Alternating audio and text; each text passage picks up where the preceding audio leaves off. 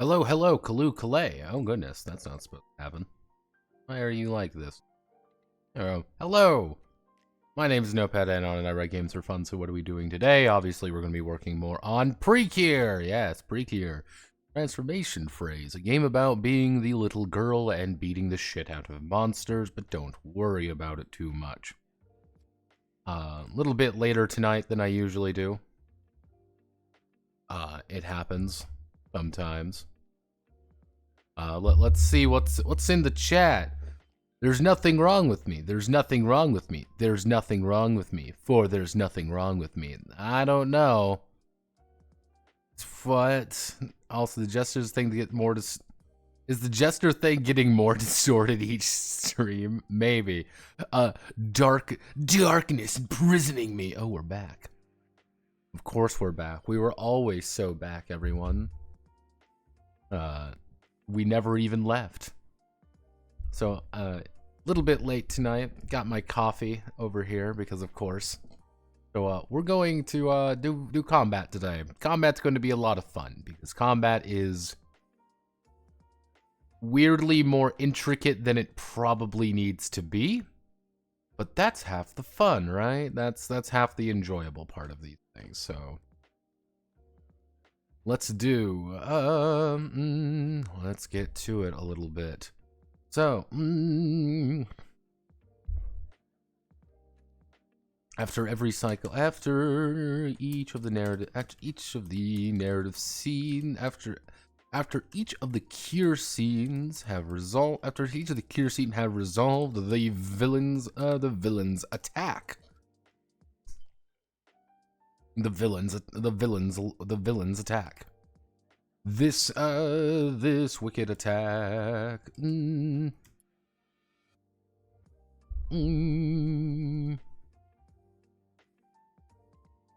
This wicked attack is directly following the disaster scene by the director. The villains have arrived and taken the heart and have summoned forth one of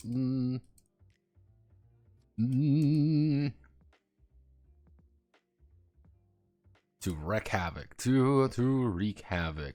The pretty cure must stop them to save the day and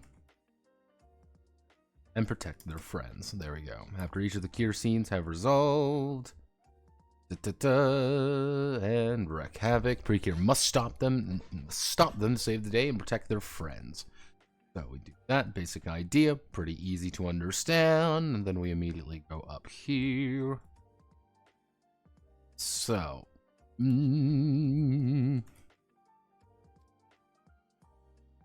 transformation sequence. Okay, so how do I want to do this properly? So we need to do,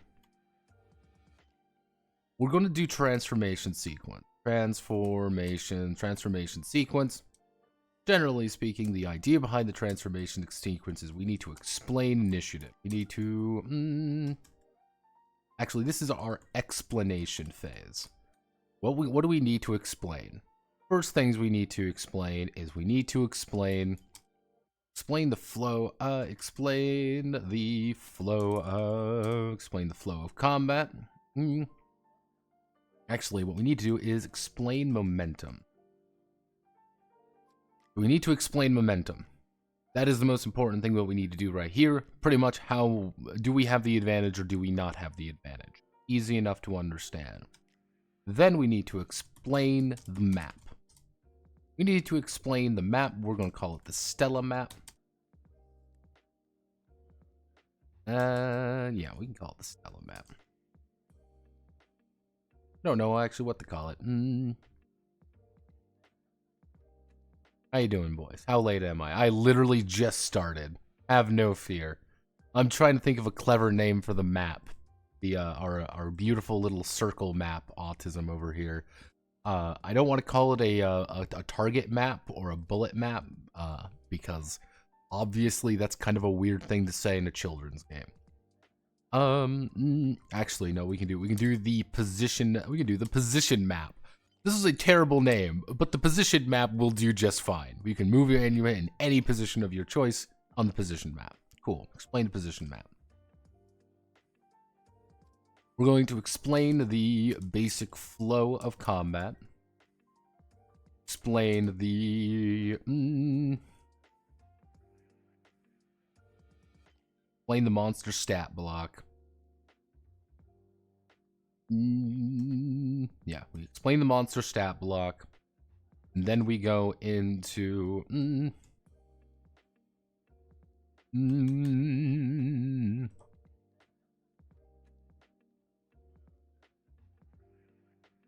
we want to do pretty cure turns. Pretty cure turns, which is going to be pretty cure actions. So what we need to do is basic actions. What can you always do? Hello, phone. What can you always do? I want to take a swing at something. I want to move. What do I want to do? Basic actions, pretty easy to understand. And we're also going to be explaining somewhat a little bit of, you know, just like everyone should get a turn to go. Pretty simple stuff. This moves on to, we're going to explain, we're going to do special techniques. How do you use your special technique and what actually will occur with them? Easy enough to understand.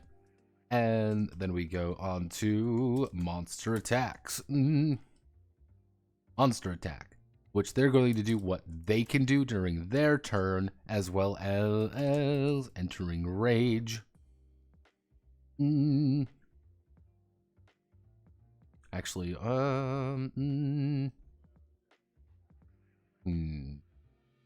yeah. Basic actions.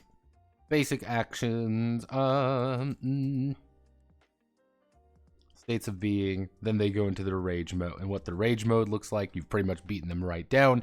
They're going to start berserking. You have to get your way to do that. That's key to doing things. That should be everything. And then actually,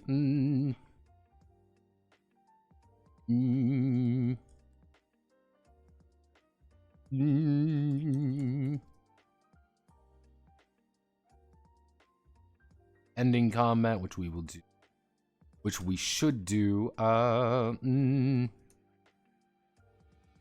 Perfect victory and a Pyrrhic victory. Pyrrhic victory. There we go. This is the basic sequence of events that need to occur. Transformation sequence. Let's do this correct. Transformation sequence. Flower of Power. Let each scene at the start when the pretty Cure encounter the monster and are rushing into defeat it, they'll need to undergo their transformation, the transformation sequence. Their transformation sequence. While they are transforming, let's explain what momentum is, and how the pretty Cure will be confronting this monster. Momentum is a push and pull, is a tug of war between pretty Cure and the monster. The momentum is a tug of war between the pretty Cure and the monster. Every attack that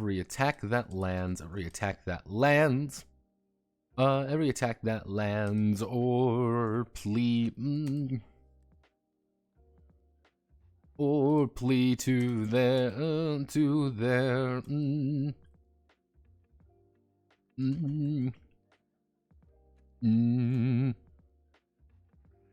every punch, kick, blast, smack, or giant laser beam that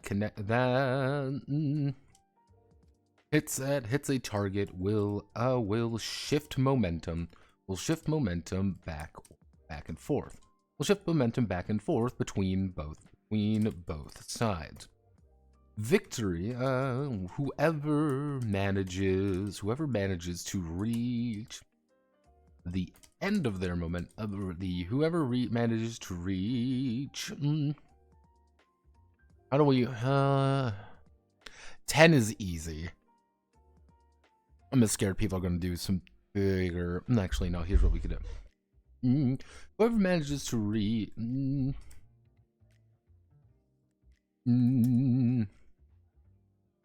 whoever manages to reach the end of the momentum track first is the winner of the battle.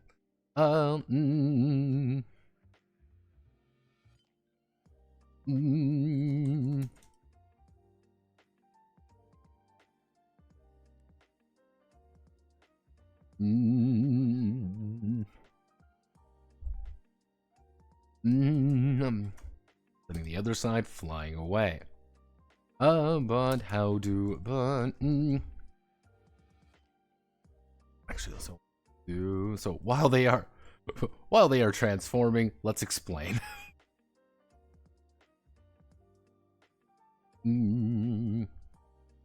So what we need to do is we need to grab this.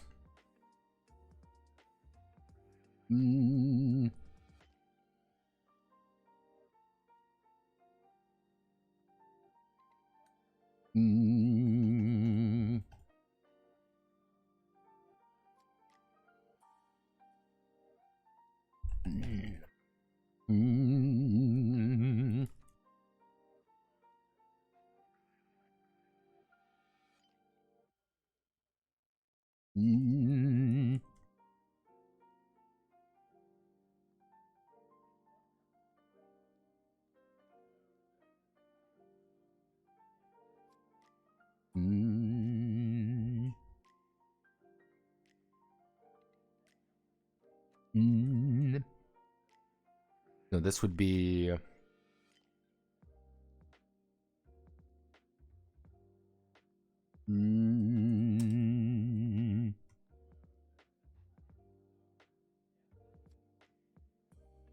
yep. So actually, no. We do 5, 5,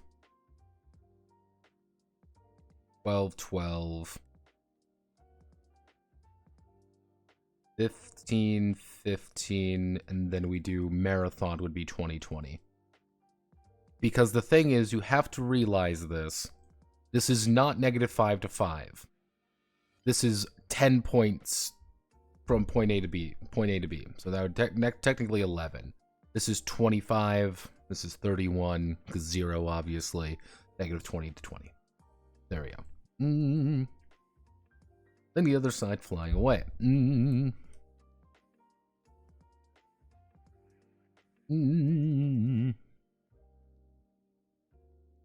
At the start of the combat, we'll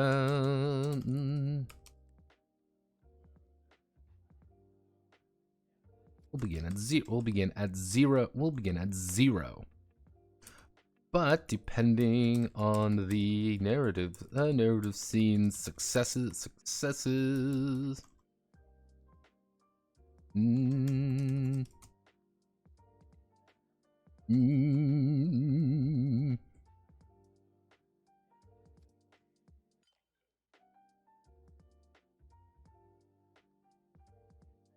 Depending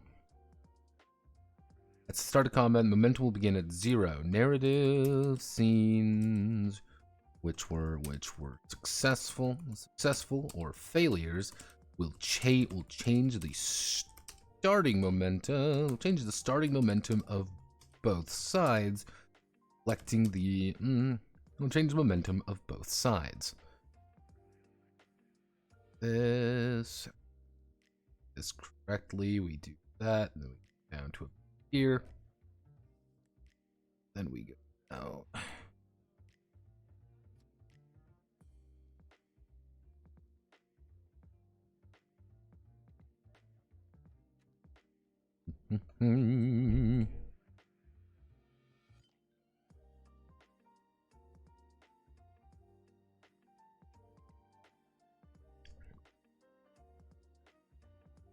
It's the thing is what I'm worried about with how this is going to work. I think the best way of thinking about it, and maybe even changing the way this works, is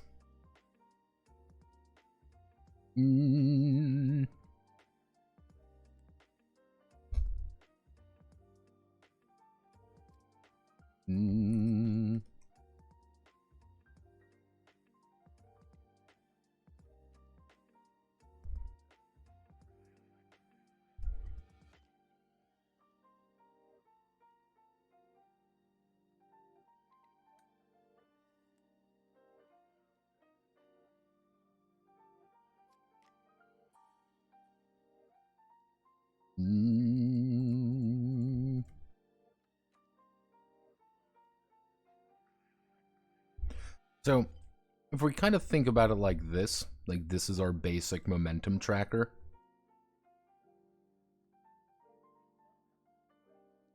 Like, this is our basic momentum tracker. We begin right here. And let's say for example, let's bump this. Let's say for example, we start at 3. Good things have happened to us. We start at 3. We would be here. We have now upgraded to position 3. We have the advantage. We want to get here. This is our ultimate goal. We want to hit 10. Or we want to hit the ultimate final thing there. Hey, we've done it. We are doing really good. We have successfully cleared the mission. And we can beat them up. My big thing would be, we can kind of do the final, super clear. My big thing would be, here is where the monster's going to rage. Monster is going to be really mad at this point in the fight. So the monster is going to want to try to beat us up. It's going to get some new attacks and be able to do some more things. Desperation happens over here. So it is literally a tug of war. If we are here, for example, and we take 4 damage, someone takes a lot of damage, we would go 1, 2, 3, 4 down, and we would be here. We have lost the momentum, and we have dropped further down the line effectively. That's why I don't want to tie it to necessarily be difficulty, because I'm scared if it comes to difficulty, it wouldn't be that necessarily.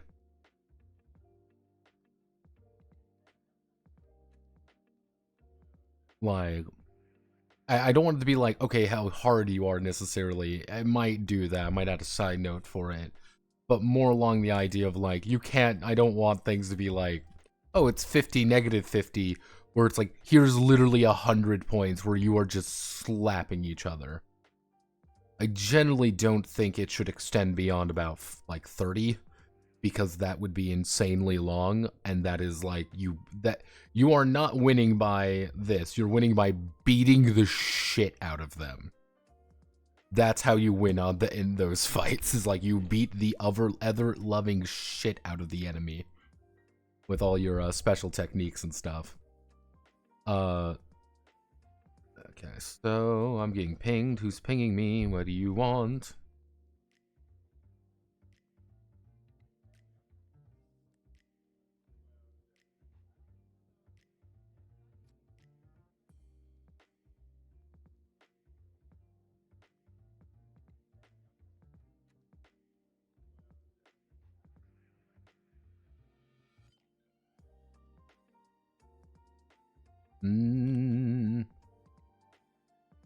Let's see.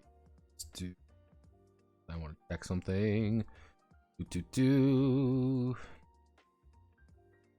Yeah. And this is a weirdly high concept, like, idea I'm doing here. So, let's see. So what we can do is,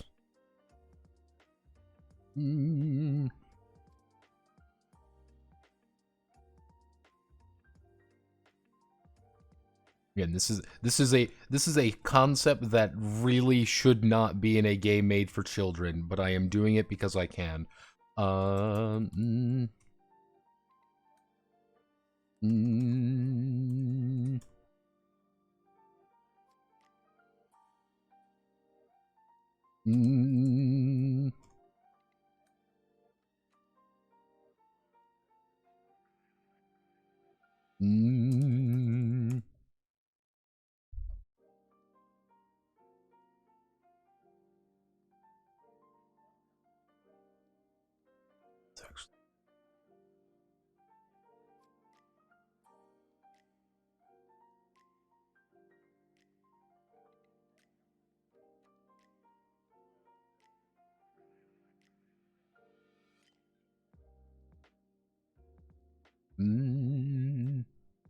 So yeah, it's kind of like if you have a bunch of scenes that things go really well in, then suddenly you have like this pretty good advantage, especially if it's kind of a rapid thing. That's why I'm like, okay, like if you have, let's say, three good scenes, 3 people, 3 good scenes, and everyone's success in each of their scenes, which will be difficult, but that would be a +9 on a, like, long, like, that's a, let's see, that would be 1, 2, 3, 4, 5, 6, 7, 8, 9. Yeah, you could just kind of win automatically. Yeah, the monster shows up, you blast them, because guess what? You are literally in your best possible state of being. They start raged, but hey, we can work with that. That is a tug of war between Pretty Cure.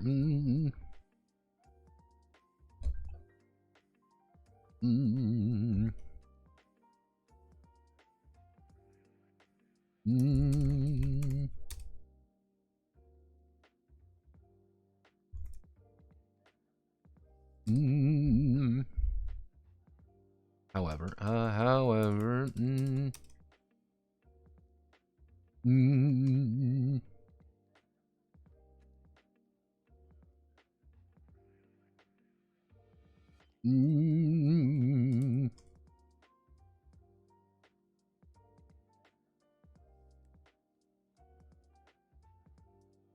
let's do some, actually.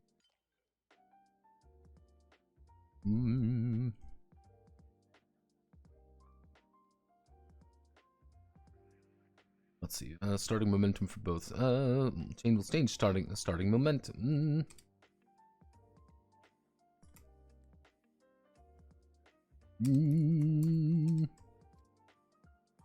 Help me.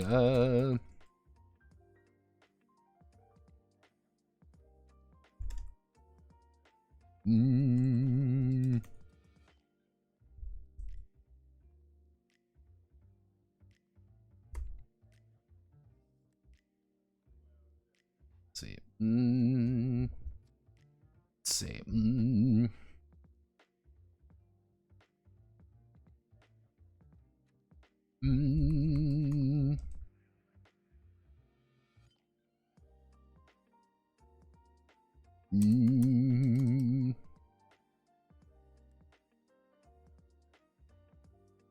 Let's see. Especially proactive, pretty clear may secure a decisive advantage or disadvantage in their battle.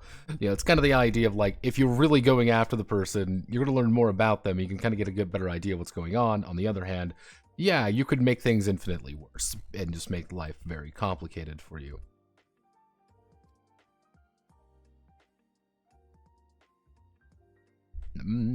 So, what do we need to do? We need to explain. We've explained momentum somewhat. Okay,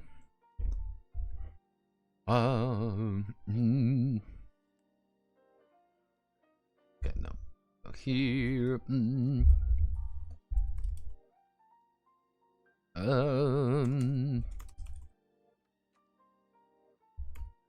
However, the pretty cure will need. However, the pretty cure will need to know where the monster is and how they will maneuver around it.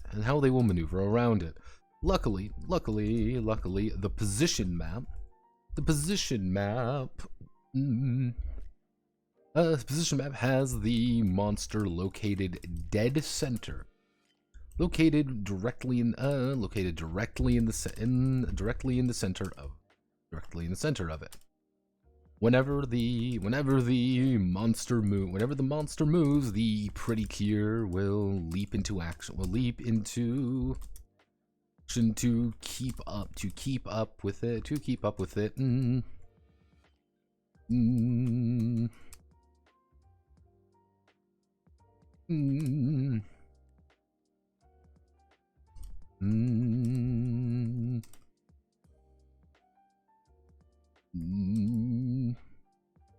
It would be 1, 2, 3, 4. 1, 2, the others. See, the position map is broken down into 4 circles.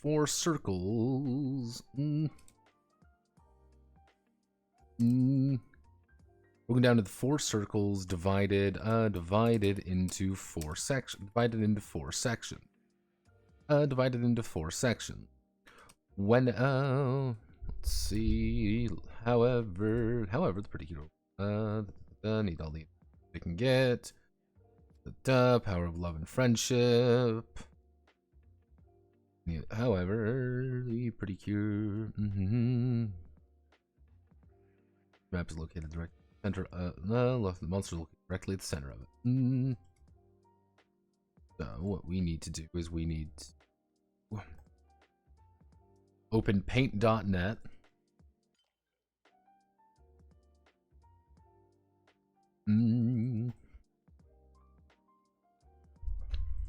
We need to open paint.net. We need to draw the position map.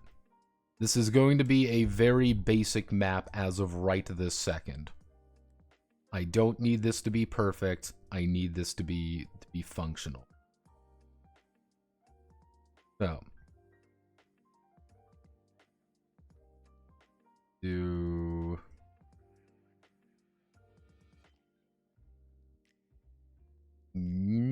just round that one. Circle number 3.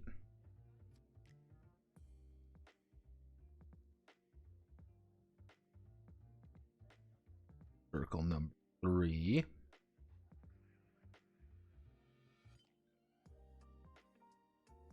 I'll probably end up remaking this in circle number 4. I'll probably end up remaking this in Affinity, because that'll be a little bit easier. But this will be a good enough to this will be good enough to actually just get an idea of how it's supposed to look.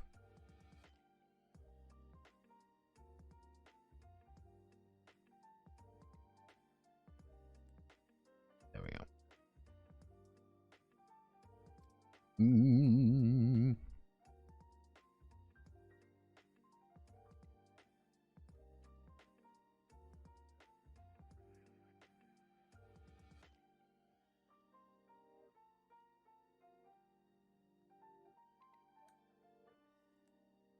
Yep.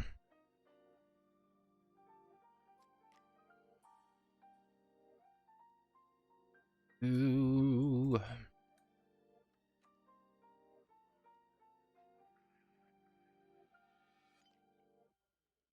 We're going to get rid of you. Again, I won't need to worry about this if I put this in Infinity Publisher. This is just kind of a placeholder for right now. Because if I don't have the placeholder, it's not going to look very good. So what we're going to do monster icon PNG.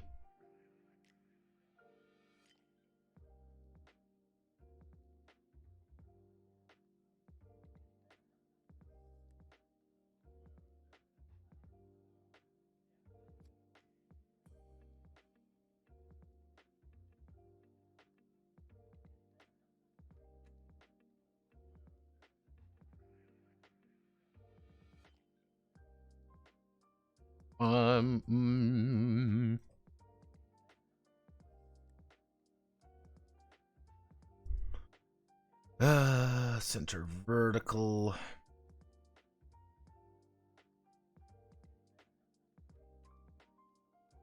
Yep. Hello, Lord Kaven. Total 25. Yeah, 25 either way. Yeah. Thumbs up. Yeah, and saying, hey, what are you cooking today? Hello. Thank you, Bobby, yet again for what's the case? What's the next case on Osprey? Don't quite know what the next case is going to be on, to be perfectly honest with you. I have got a few ideas. There's a few ideas. None of them are perfect yet.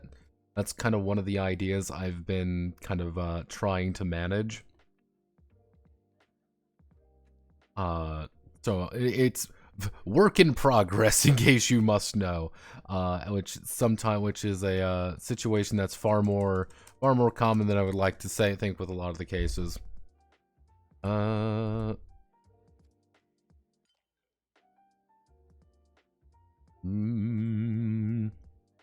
see, position, draw 4 circles between 1, 2, 3, 4.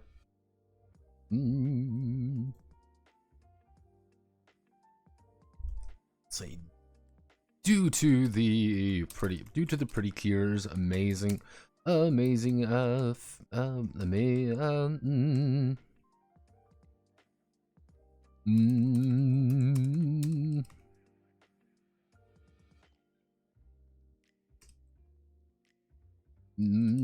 able to move throughout the position map with They're able to move throughout the position map with ease.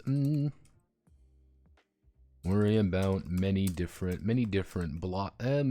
ways to block or hinder them.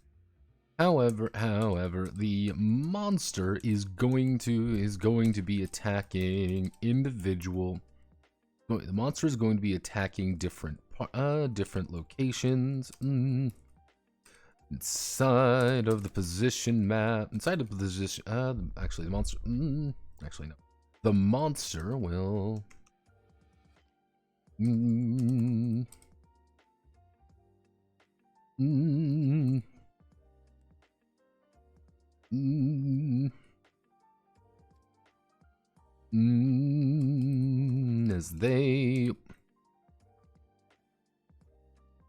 As they want to attack all around them. Some of their attacks will target the pretty cure in particular, and will target the pretty cure directly, while others will target different points in the position map. We'll target different points in the position map.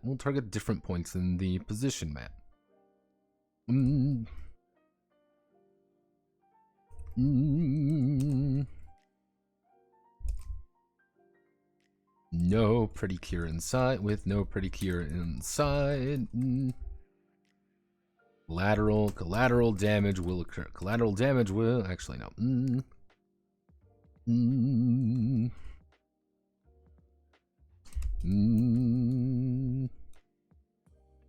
Pretty cure will be constant. The pretty cure will be constantly on the move.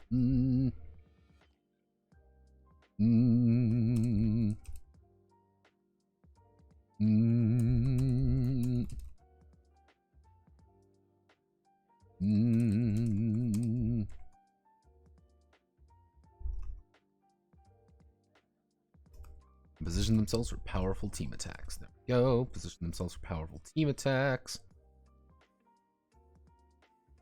So we've understood the position map. Now we need to understand the flow of combat. So, we don't need you anymore.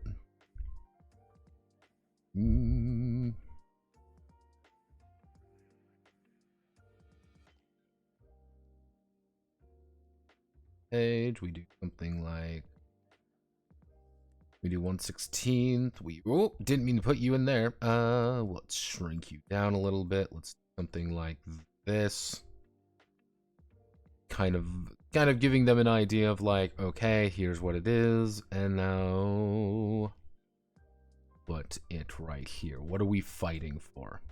Hentai themed RPGs. I meant a case on hentai themed RPGs. The Curious Case of Degeneracy is there. I have the idea for the Curious Case of Degeneracy. There's a few games in there that I think the world must know about, because it's the Curious Case of Degeneracy, and that is half the fun of it. Horrible things, and being vaguely confused. Alright everyone, time for our transformation sequence. Hello, Maho Shoujo Manly. Interesting, we talk about the hentai case and then immediately followed by Maho Shoujo Manly. I'll let everyone take that into consideration. I shall make... It's some of the Maho Shoujo degeneracy. Yeah, not even, the worst part is it's not even like Maho Shoujo stuff. It's just a wide variety of horrible, weird things that I think the world must know about. Some of them are by companies people vaguely know. Others of them are just very strange Japanese projects. One of them is just based straight off Crisis Heroine.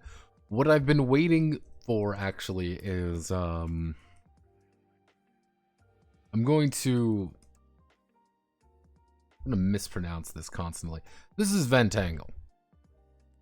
I want to go over Ventangle because Ventangle is a very fascinating game. There's no PDF for Ventangle, though. As far as I know, there is no actual PDF for this game because these guys are insistent that everything must be on a fucking wiki, and it's very annoying. I have debated on just saying, fuck it, we ball, and just making my own PDF for it, but I think they would get very annoyed with me if I did that. So, no.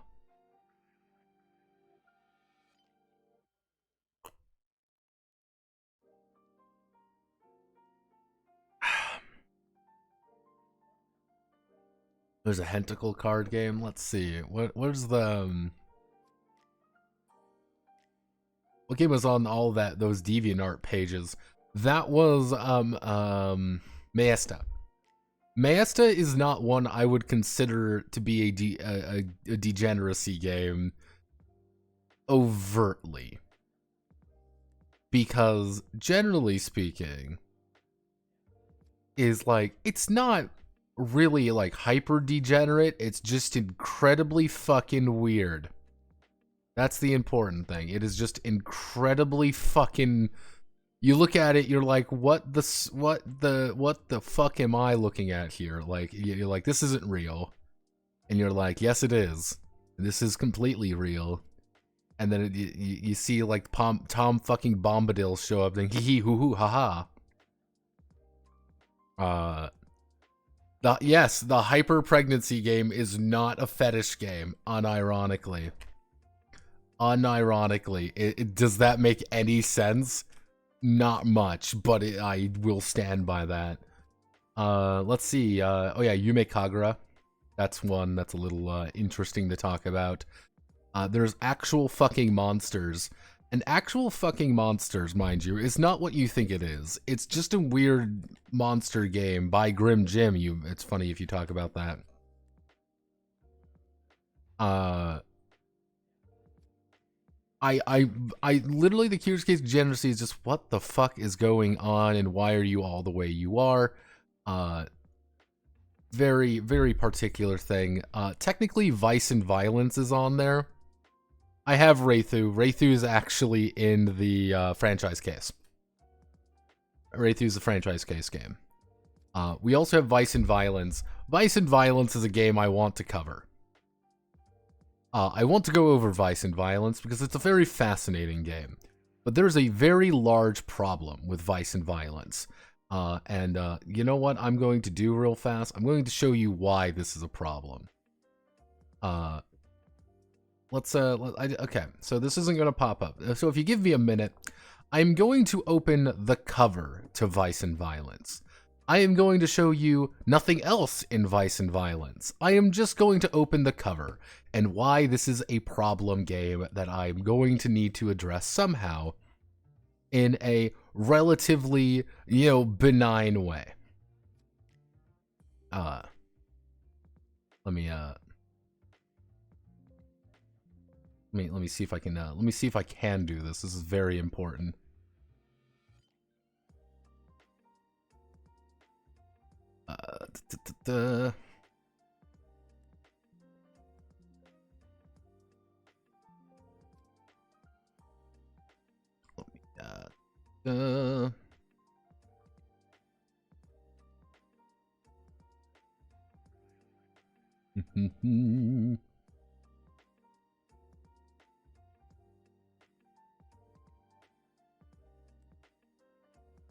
No, that's not gonna work. Let me see if okay, give me 1 second. Let me find an image here real fast.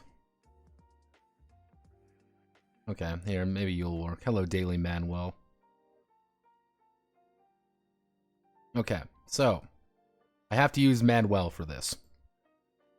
So let me get this in a more accurate method that would be vaguely appropriate to show on any remote amount of, you know, dignified websites.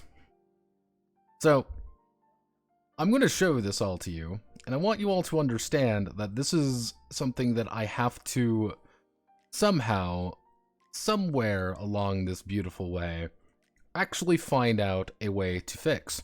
Now, you may be wondering, why is this a problem?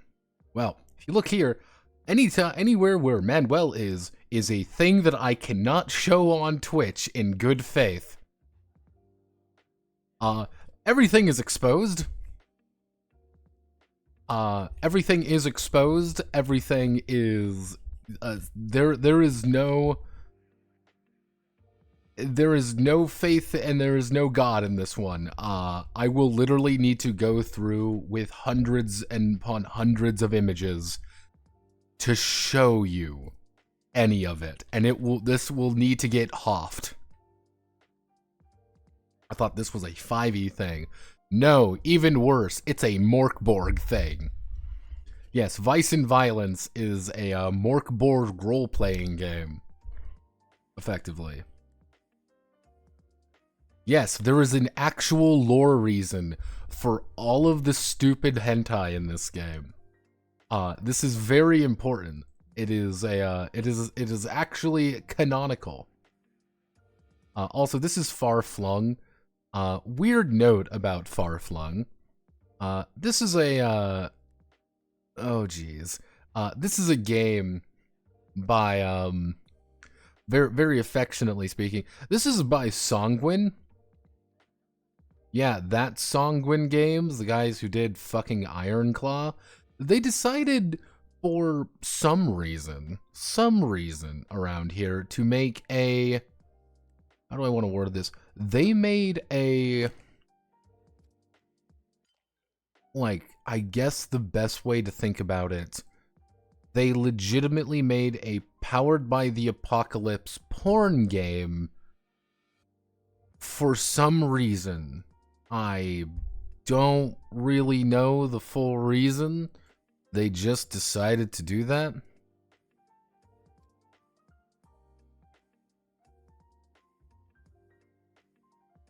Yeah. Yeah. Yeah, Bob, we don't talk about it, and we don't. Yeah. Yeah, it's a little weird. And there's a reason nobody likes Infernals. Everyone in Infernals just doesn't talk about that. It's one of those things. However, this brings us to we need to talk about the basic flow of combat. Okay, so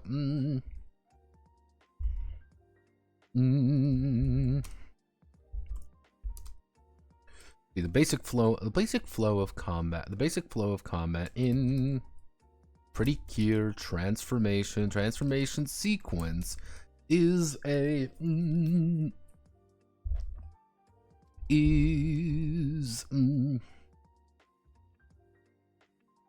the back and forth between the Pretty Cure and the monster.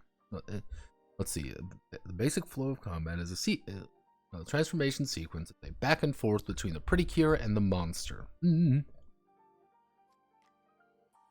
If the Pretty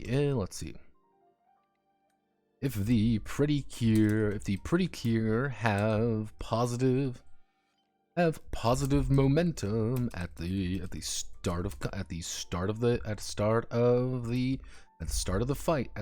fight, then they will act first.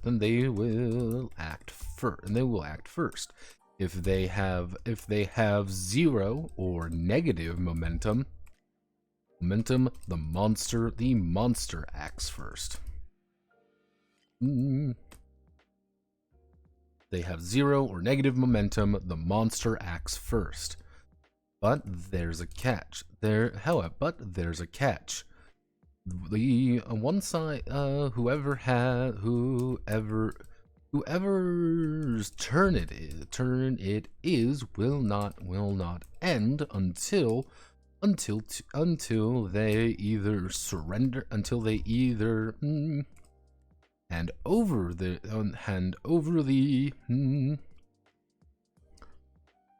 let's see.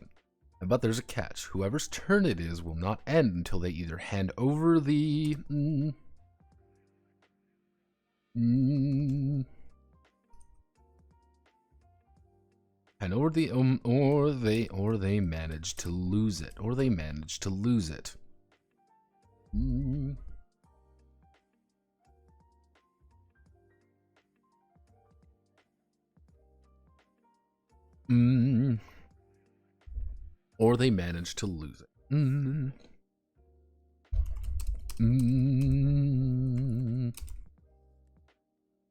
Turn they will. They may choose among them. Who will go first? Or begin in the order of the cycles.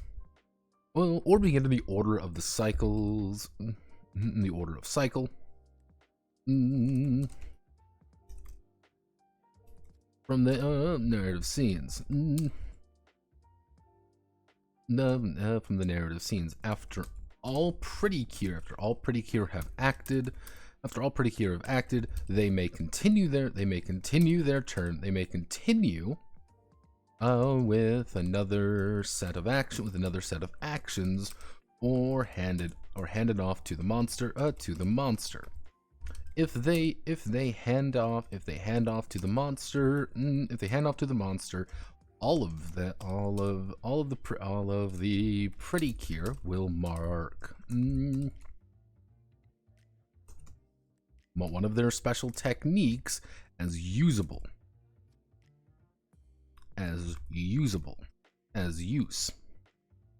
Actually, they will mark one of their special techniques use box, indicating us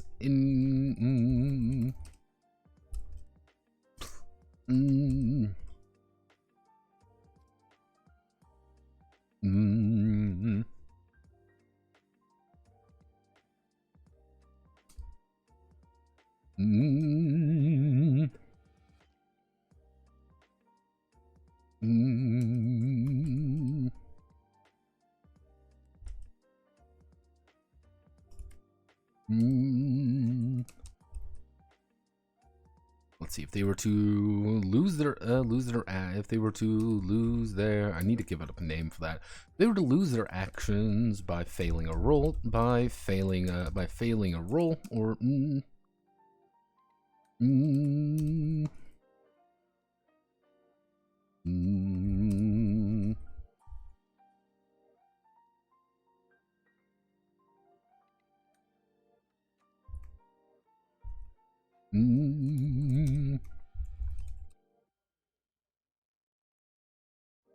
knowing when to push their luck versus, let's see, knowing when to push their luck versus knowing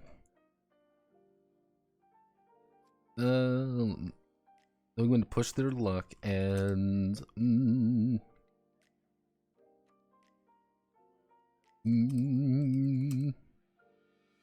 is a key to victory. Let's see, so, and it's if the pretty Cure have positive momentum at the start of the fight, indicating they can be used right now. So that's kind of a very basic idea. It's like you want to hand off the initiative, and what we're going to do is that we can actually put a little image here, and I'm going to put an image here saying how this kind of the basics of it work. But what we're going to do now, so we have this.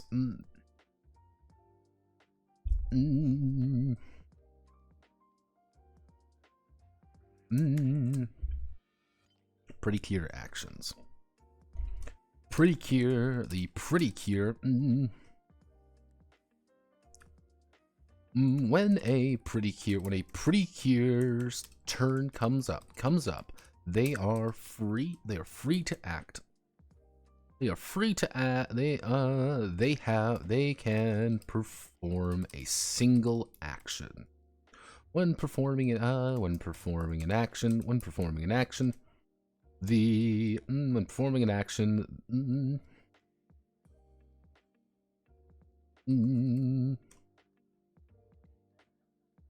let's see, they can perform a single action from the list below.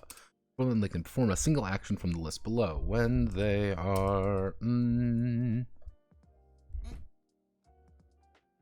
They may perform a single action from the list below. At the end of any action. They may move across the map. May actually no.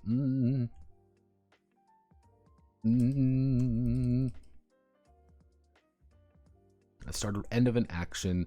At the start and the end of an action, they may choose to move one position adjacent. Let's see. They may choose to move to any. Actually, they may choose to move forward.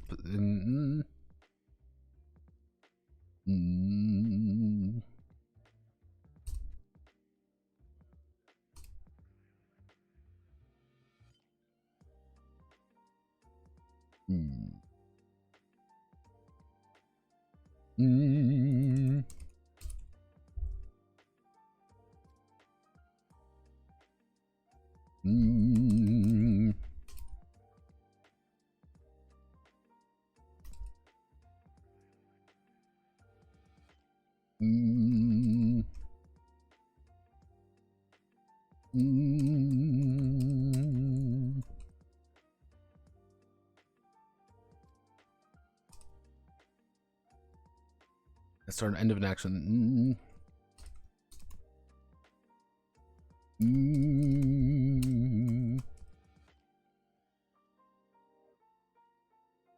They may choose to move even if they fail the action they were attempting. Yeah, very easy. I kind of want to get across the idea like you can always move. So, what are our basic actions that we can perform? So we want to do our very basic action. Yep,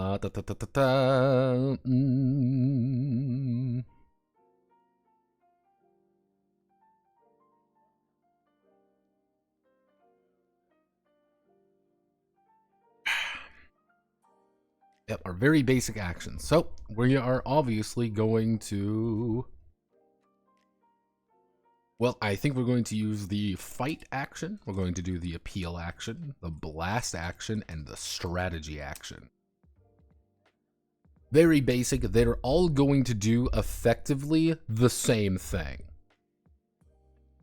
That's important. They're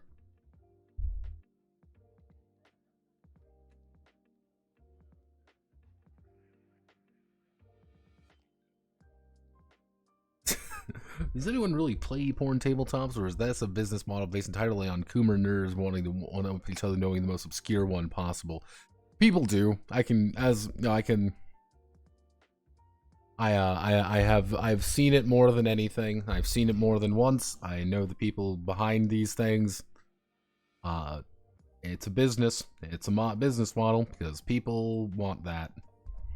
But people will do things for very obscure, very silly reasons. But that's the nature of the beast. So,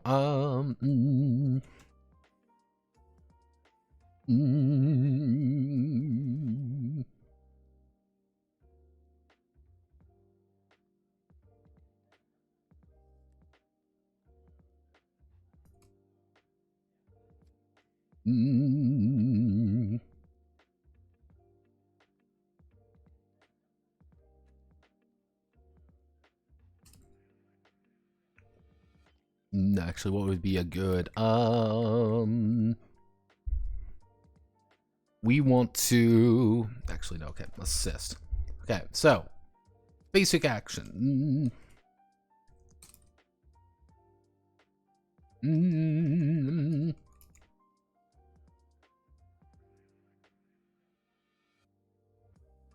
Mm.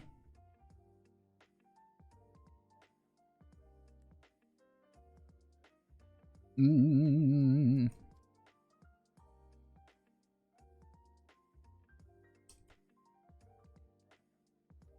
Let's see. The Predicure launches herself at the enemy with a flurry of kicks, punches, and swings, attempting to knock away the enemy. They will roll fight versus the targets, versus the monsters.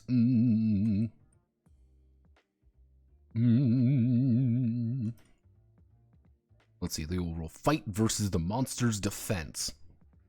No, they'll roll fight versus the monster's defense. If they are successful, they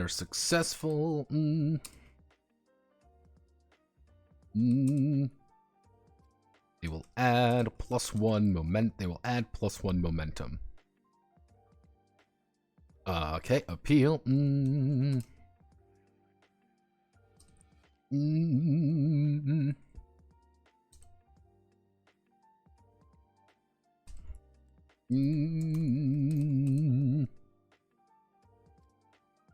Inner humanity, or berate the general, for even attempting to play or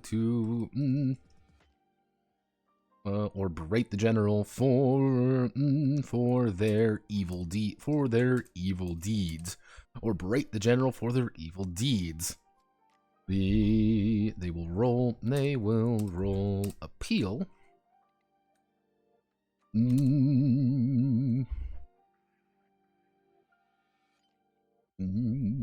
Let's.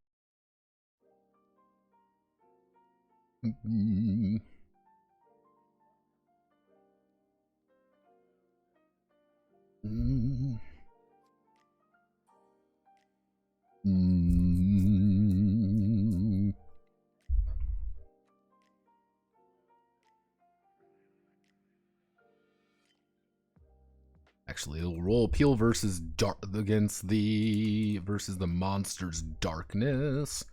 Versus the monster's darkness. Monsters hate. Versus that, they will roll fight versus the monster's hate. If they are successful, they will add +1 to momentum. Actually, no.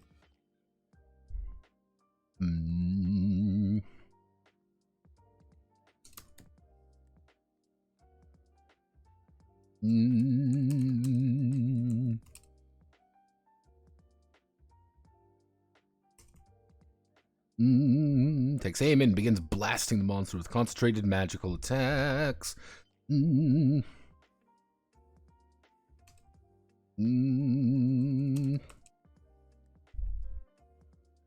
Actually, if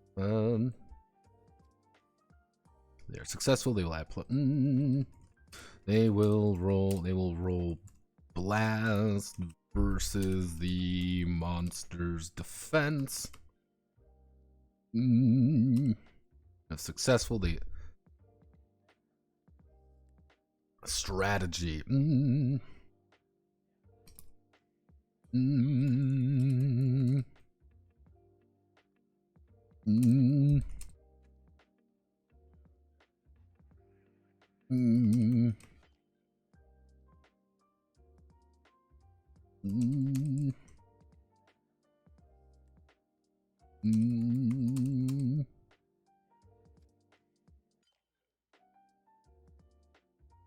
More advantageous position. They will roll strategy. They will roll strategy. Strategy versus the monster's darkness. They will roll strategy versus the monster's darkness. If they are successful, they will add +1 momentum. Motivation.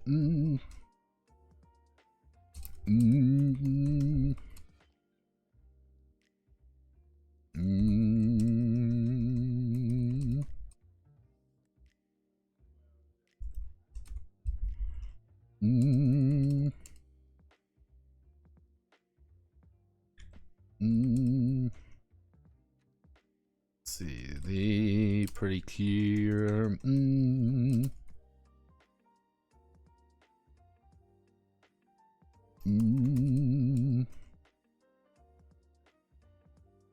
And let's pretty clear adds +1 momentum. Momentum up to 0 momentum. Actually, 0 total momentum. Effectively, the ideal of motivation is that if you are negative, you are currently negative, you can do motivation to say, hey, I'm literally going to spend my turn just motivating the crew. I don't want to risk losing an action. And we're just going to do motivation and increase our momentum by 1. It is effectively a free heal. That is all that it is going to be. I'm feeling motivated. Virgil.mp4. I'm sorry, everyone, but I've been lying to you this entire time. I might have been telling you this is a pretty cure game. This is, in fact, a Devil May Cry game. That's the secret behind everything.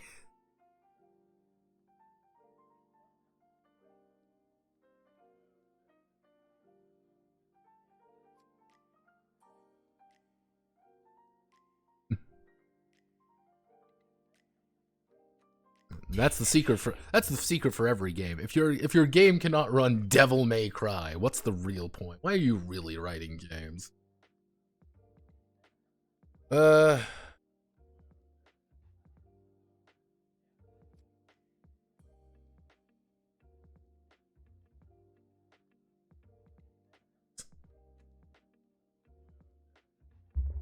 Now I'm feeling motivated. Royal Guard! Royal Guard! The secret is royal guarding our problems away.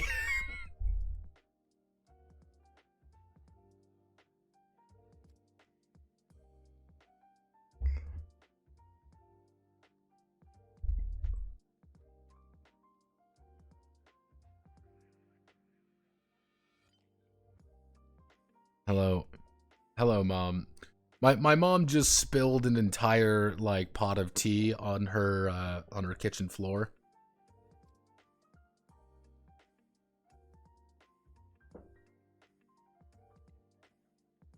My mom got one of those Keurigs, one of those more automatic coffee pops. Like, yeah, she's doing her best. Let's see. Assist. If the pretty cure is in the same position as another pretty cure. Let's see, if the pretty cure is in the same position as another pretty cure, they may add +1d to any basic action that pretty cure perform.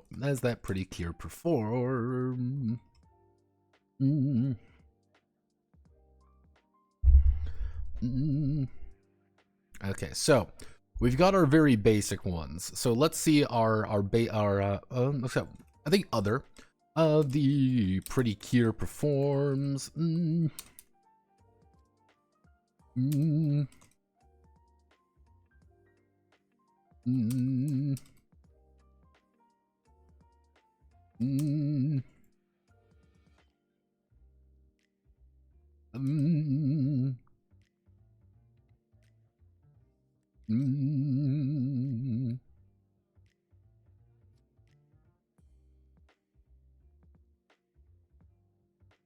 Or helping someone in need.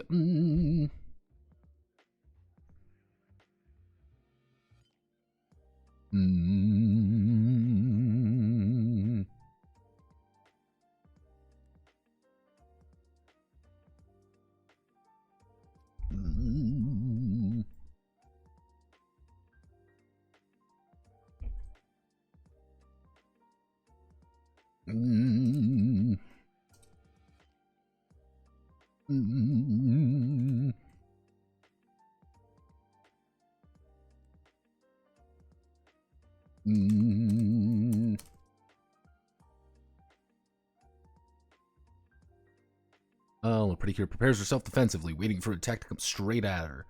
Should the monster make a focused attack, she will always be the target. She will always be the target, and she gains +1d for any defensive action.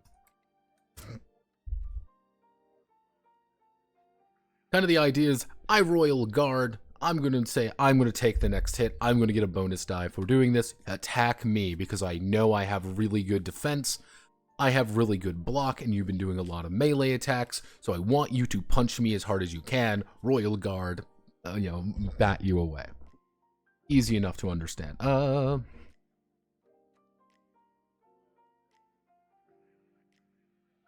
I can Royal Guard the police gunshots. I can Trickster the police car, but only Gunslinger will solve my depression. Forgot to put the card up under it. The trade Kiri can fit a full. The thing is, from what I've heard about that,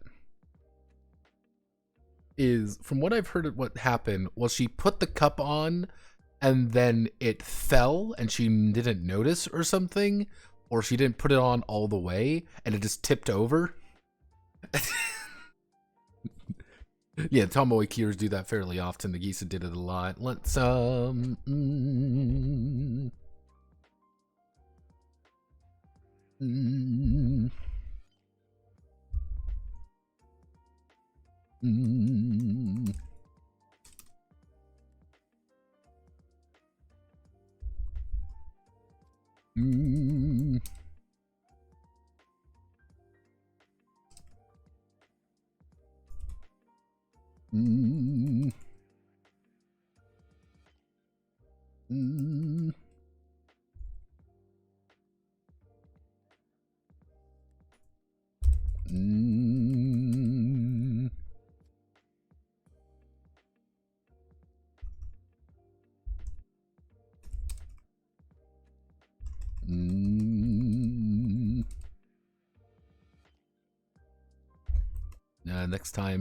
the next attack she makes, if the monster does not, actually, if the cure, cures continue taking actions. If the cures continue taking actions,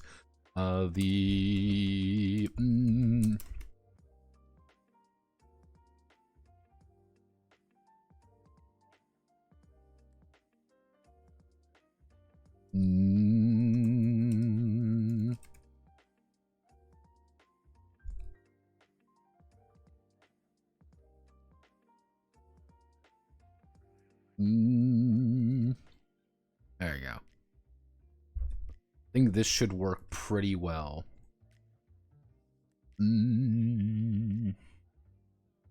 Fight, appeal, we're blasting the problem away, we're using strategery, we're motivating, we're assisting other Royal Guard, and we're doing a pump up, kind of like a thing of like, haha, look at me, I'm gonna go.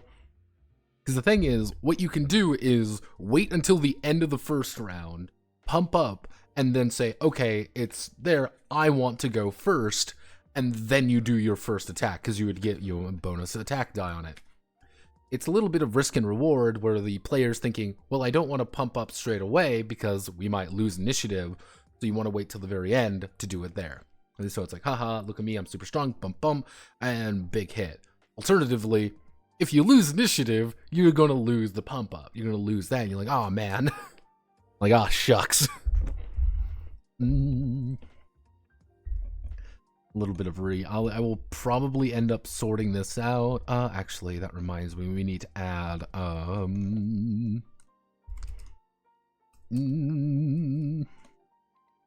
use magic item. Let's see. The Pretty Cure uses one of their magic items. Using one of their magic items, empowering themselves with the effect, or resolving the power it possesses. It possesses the magic item. Let's see, the magic item cannot be used for the rest of the episode.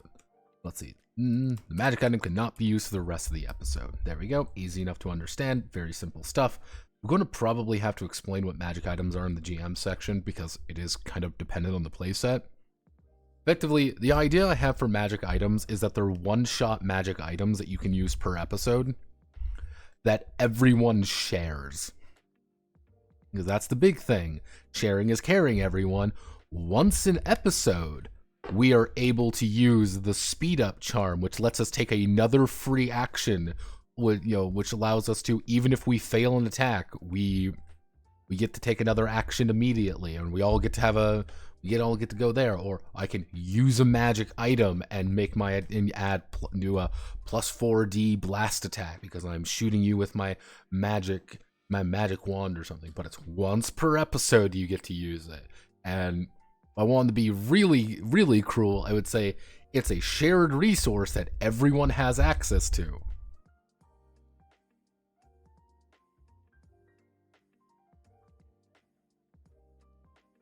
Heartcatch was funny because the really girls one and the tomboy one and everyone thought was a boy were the same one. Yeah. It's Heartcatch is really fascinating. Because like if we really look at the Heartcatch crew, Heartcatch Precure. If we look at the Heartcatch Precure.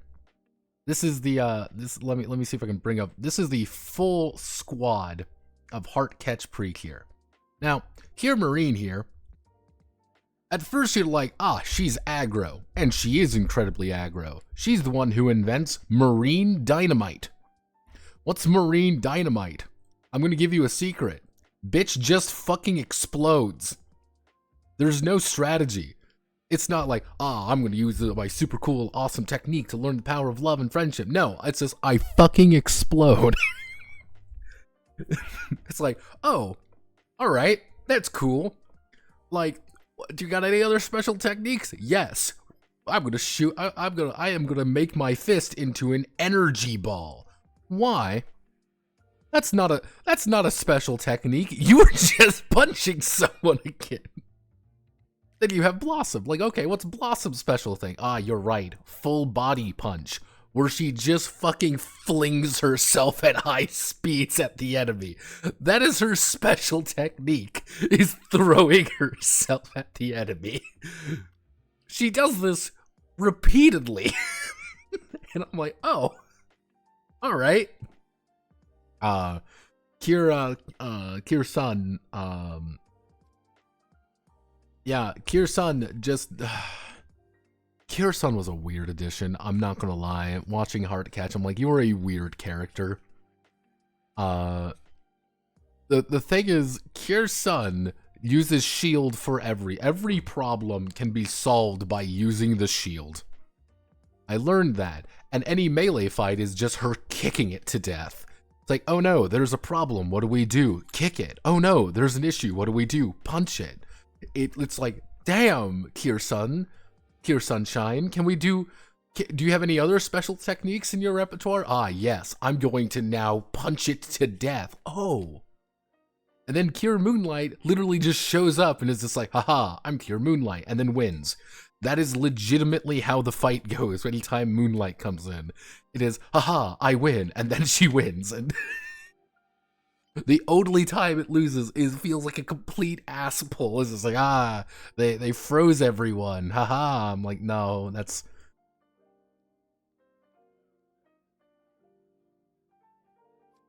Like, she explodes.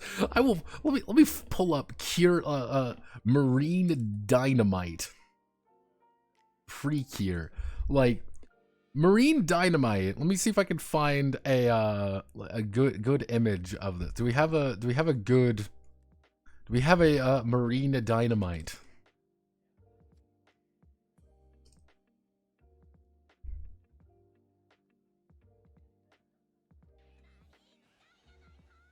Literally, that is it. This is her special technique. This is something that she does. That's all. There's no special item. There's no like, oh man, you've done something cool. No, she just says Marine Dynamite and explodes. She just yells and explodes. Cure Moonlight is so OP that they had to no, that's the worst part with Cure Moonlight, is that she beats the Dark Precure so badly she's removed from the back half of the show. She fights again and then loses. I'm like, damn, Dark Precure, you kinda jobbed. Like, Cure Sunshine, every time Cure Sunshine, there was a string of like 5-6 episodes where it was just everyone jobs and Cure Sunshine solves the problem. That's what the middle of Heartcatch was. Everyone jobs and Cure Sunshine shows up. And then after those episodes, Itsuki just doesn't show up. She's like a completely irrelevant character. It was kind of a weird. I think they introduced her too late. I think they introduced her a little bit too late, and I was hoping that they would introduce Cure Sunshine earlier, because it felt like everything was packed right at the end there. The ending still feels really rushed, and I was like, oh. I watched the final few episodes with everyone. I'm like, oh, that's it? I feel like there should have been more. Like another episode, just kind of like, oh no, let's get these characters up. People just die, and it's like, oh, they're all dead now. Fuck you. I'm like, oh. Like, that's it? Oh no. I get why, here's the thing. I get why people say Heartcatch is amazing to start people off. It does make a lot of sense. It's just very funny of how it's just very funny of how it works sometimes.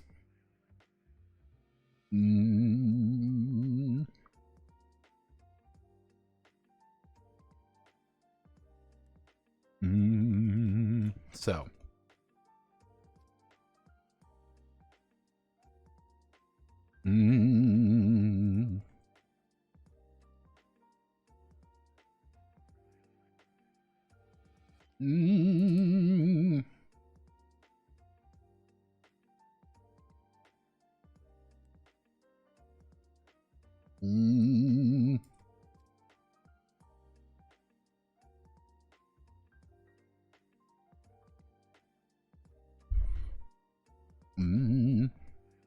So,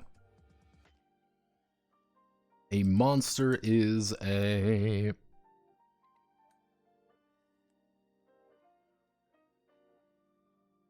Hug. I've learned, like, you start with Hug, but the problem is Hug is fucking insane. That's the thing I've learned with Hug. Hug is fucking bonkers.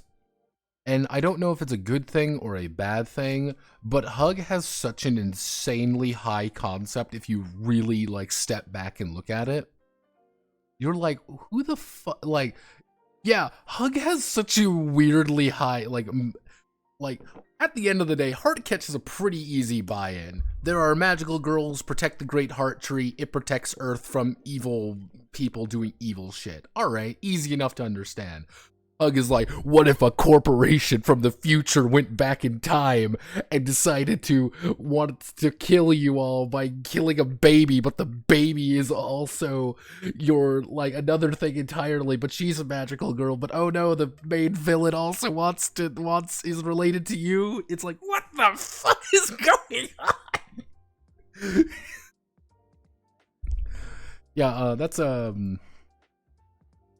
Hug Precure is, this shit is fucking wacky. Like, this entire series, just reading the synopsis even, this entire series goes 0 to 100 in about half a second, and it is just incredibly strange. It's not hard and like, oh man, this is a complicated this is a complicated plot or anything. It's not a very complicated plot. It's just a bat fucking shit plot. It is just pure fucking insanity. And you have to think about it. What if Precure was part of the Terminator franchise? Yes, that is a good way of thinking about it. It's Terminator Precure. And it plays itself deadly serious at the same time. Everyone's like, yes, this is rational.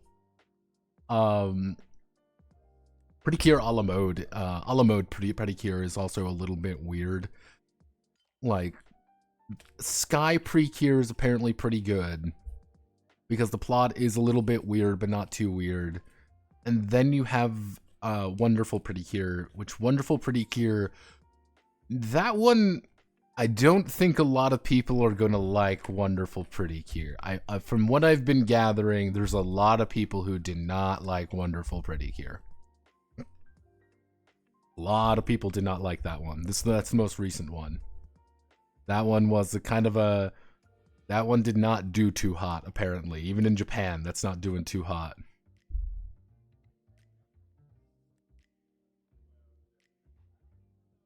Yeah, the only weird sort of Sky is the gay boy Precure.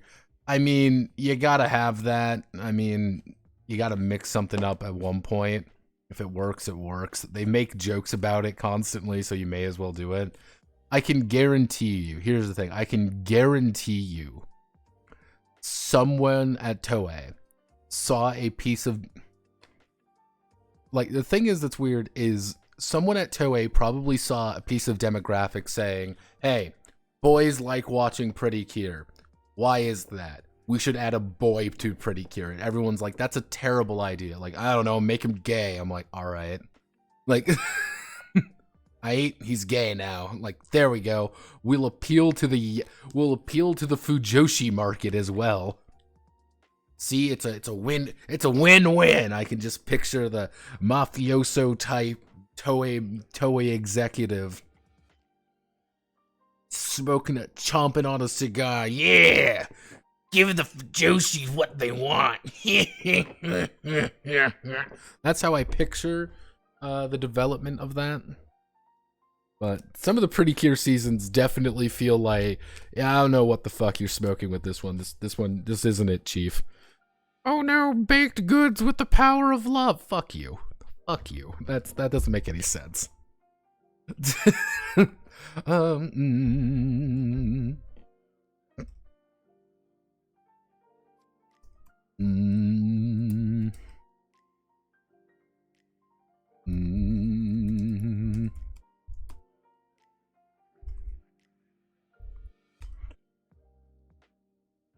I've seen chunks of a la mode while doing research, because I've had to do research. I looked at some of the other series, kind of get a good idea of like, okay, what's the gist in some of these.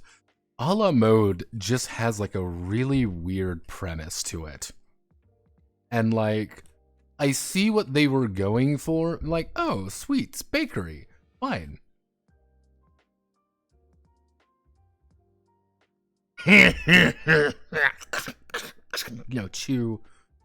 Chewing the chewing the cigar. You know exactly what I'm talking about. It's the thing with a la mode is that it feels like it was like 4 different ideas put together, and they're like, nah, little children won't understand that, so we need to make it really stupid. We need to make it endlessly more dumb. It's like, no, stop that. This is stupid. This is a dumb premise, and I think even kids were like, this is a dumb premise. Especially when you come off more insane series. Like, picture you're like 10 years old, and you're like, oh boy, Pretty Cure! And then you watch like Hug. If you watch Hug Pretty Cure, and you're like 10, you are on a trajectory somewhere in your life that is not good. Like, you have entered a path in life where you're going to be like, sir, I've written a new time travel mystery novel. It's like, no. Stop that. Like, stop that entirely.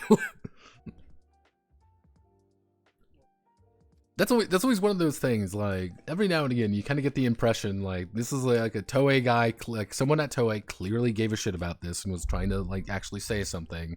Other times, it's like, cigar chomping Toei exec, like, yeah, fuck it. Monsters collection of evil vices, evil and vices that manifest into the world with,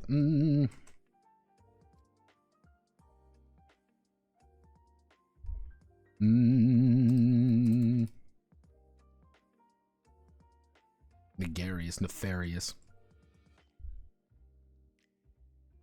believe Smile was. Yeah, Pretty Cure Smile, there's a reason that it's Glitter Force. Yeah, this was actually, I believe, one of the first ones that got translated, that got its official one. Yeah, Smile Precure was actually the second one to get a Glitter Force adaptation. Which probably makes sense. Let's see, Monsters Collection of...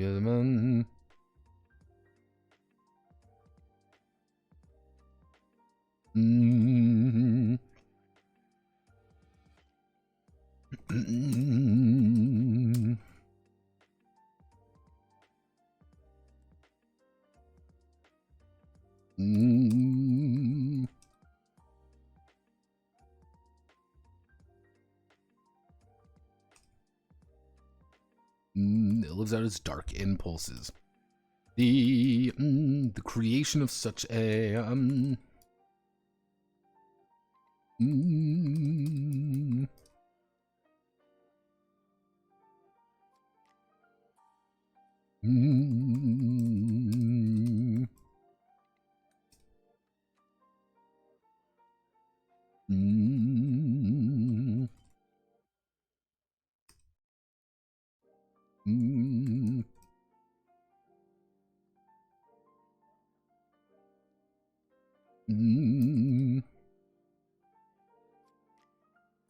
horrifying battle against an enemy outside, or malevolent entity, malevolent entity.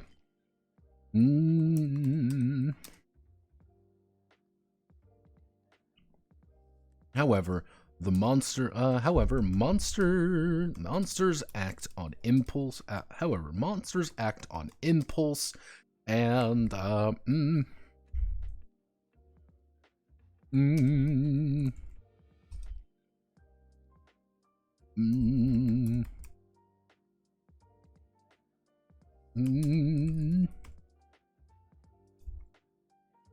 monsters will never roll dice and cannot be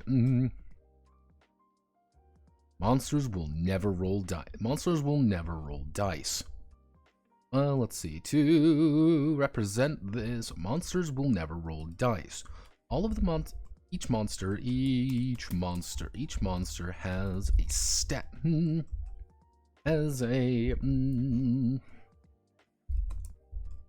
stat block similar to a Pretty Cure, representing their abilities.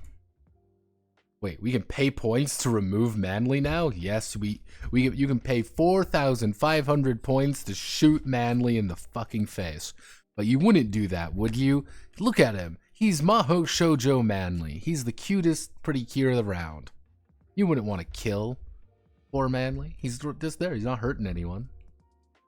He's being kawaii, as they would say in the hood. Kawaii, as they say in the hood. You could do things with the points? Yeah, well, of course. Yeah, I've been trying to improve the note economy for a while now, and the note economy is always usually in fucking disarray. Let's see, each monster has a stat block similar to a Pretty Cure, representing their ability. Yes, buy the toasters. Instead, you should save 8,520 points and summon the bratty toaster, and then blast it with a 13 gauge. Let's see, each monster has a stat block similar to a Pretty Cure, representing their abilities. Instead, nah, you want a 2 gauge. Here's the thing. This is the fun things I learned about shotguns. You ever seen a 2 gauge? This is a 2 gauge. Now, mind you, this is how big, like, shotgun rounds are and stuff. Now, to give you an idea, you may be thinking, yeah, 12 gauge, 410 ACP, where was the, yeah, like, To give you an idea, pounds. A 1 gauge is 1 pound. Let me see if I can find the 2 gauge shotgun shell. Yeah, okay, so to give you an idea, this is a 2 gauge, 2 1/3 gauge, or a 2/3 4 slug. This is a fucking slug. Imagine getting fucking shot with one of these things. Like, man, you'd be reduced to atoms. Yeah, welcome to the wonderful world of the 4 gauge. Yeah, you want to get shot by the 4 gauge? Look at that, the monster. Jesus. I was having to look up different shotgun shells, and I came across.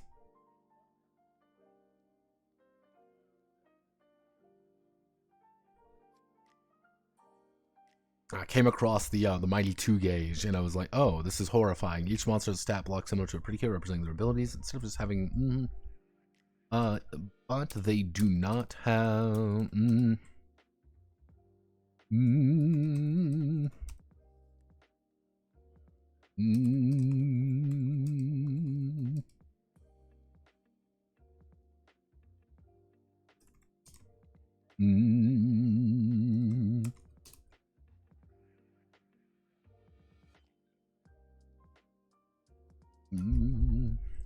Okay, so act on impulse and instinct, trading out rationality for destructive force. So we're going to scroll all the way back up here. Also, I added the added our 3 predicate here. Again, we have Cure Siren, Cure Griffin, and Cure Phoenix. Mostly because I've been looking for learning how to use Cref on character reference. It's pretty interesting, actually. So what we need to do is we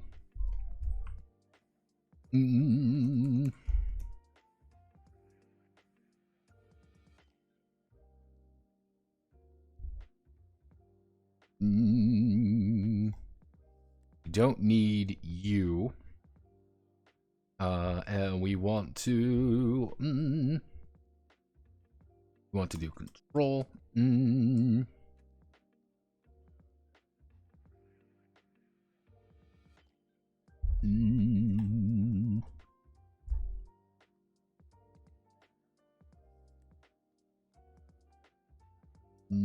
So we have control, hatred, misery, and actually fear and hunger. Let's open up the Funger game, everyone, because we need to open up death real fast. Deviance.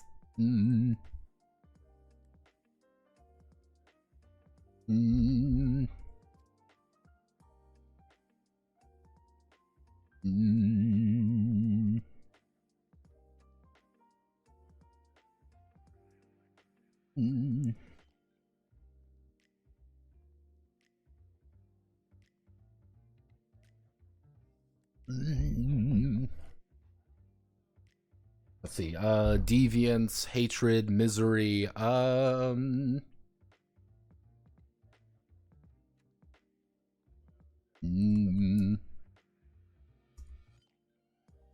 malevolence. Actually, so we want to do darkness and defense. So we want to do hatred. We want to do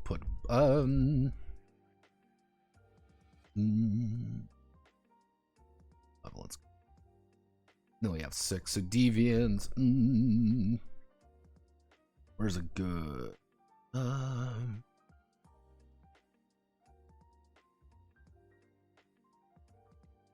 What am I here?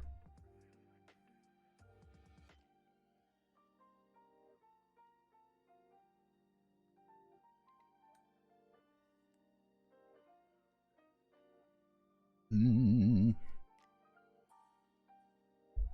want to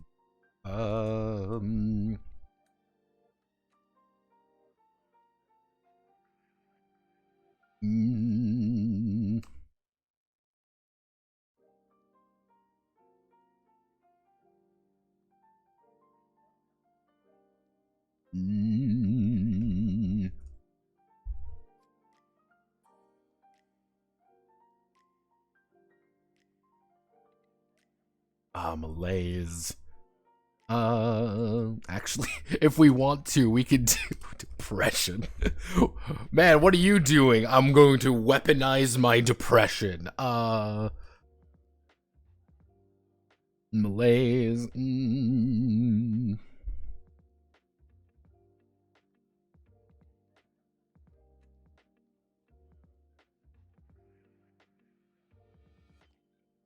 Destroy. There we go. No, Cure Salamander.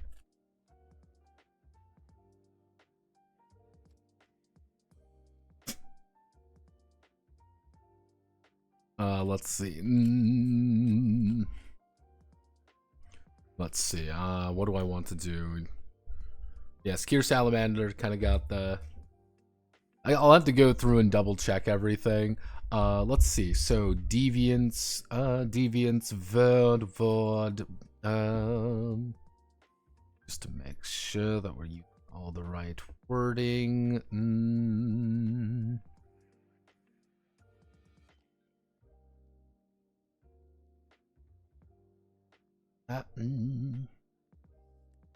Only modify monsters' movement change at the end of the round.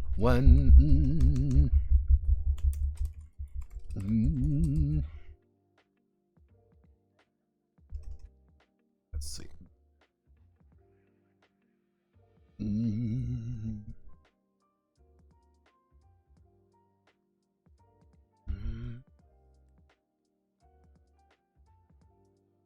Verd and Ward.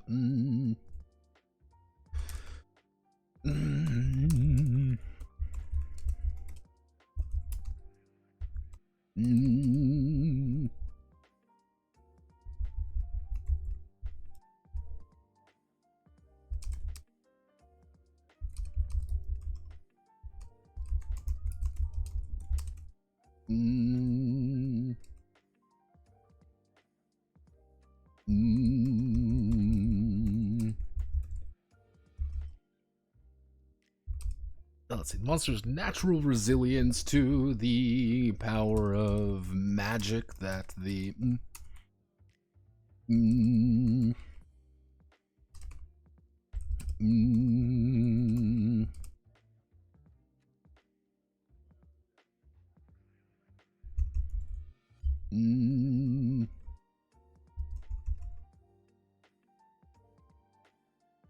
oh, and foul enchantments. Destroy.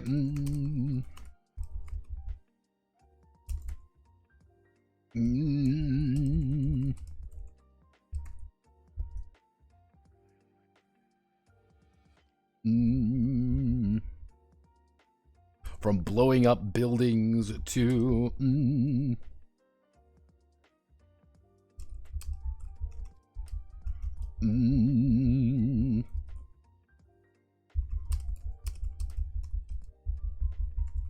straight into the next neighborhood. And then we have block. Actually, what would be a good word for block? Block synonym. What would be a good synonym for block?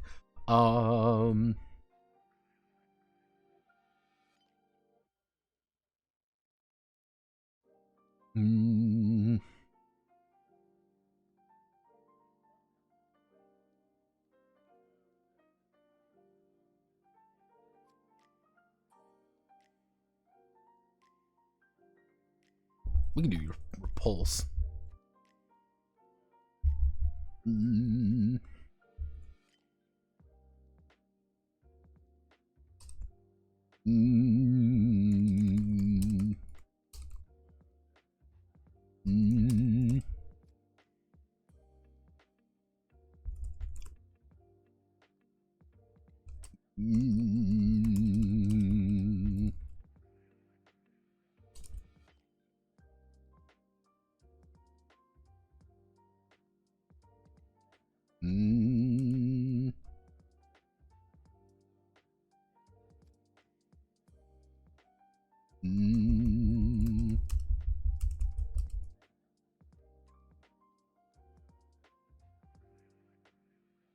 See, I want them to sound like way more like evil sounding. It's like, oh, you're not blocking an attack, you're repulsing the attack. You're not like shielding from it, you're warding against it.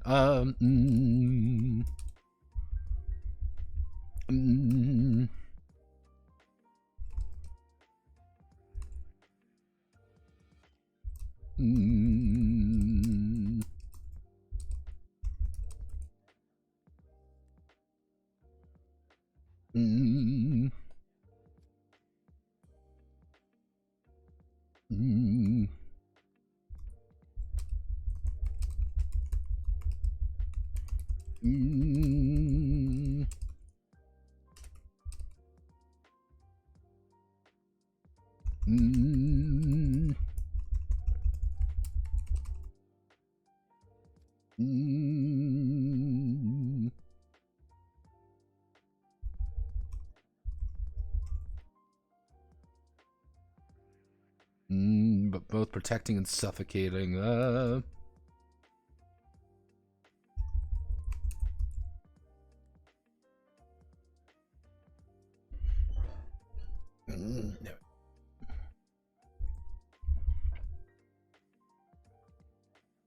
You say that they're disgustingly resilient. Yeah, let's see. Convince them to unalive them for being 5'11 and a half. Probably a non-zero. Weaponized depression.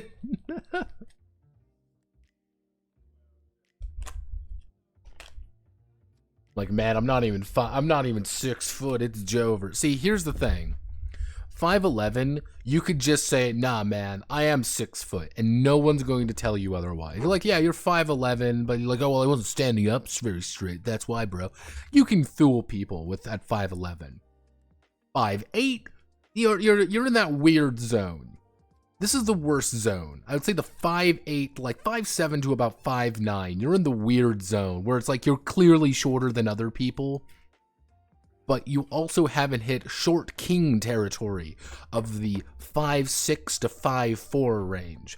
5'4 to 5'6, you have to own the fact that you're just a short guy, and it's kind of like, yeah, I'm the short guy. Short kings live up, and you just walk around being like, yeah, I don't have a Napoleon complex, you do. Yeah, hey, how you doing? Don't worry about it. I'm 5'5". I don't need any, there's no problems. I have to live with life. Then at that point, it's like you just get a stupidly tall girlfriend being just like, hey guys, what's up? As you're like, let me just hug my girlfriend real fast. Yes. There's nothing weird about this. As you just, again, maintain perfect eye contact.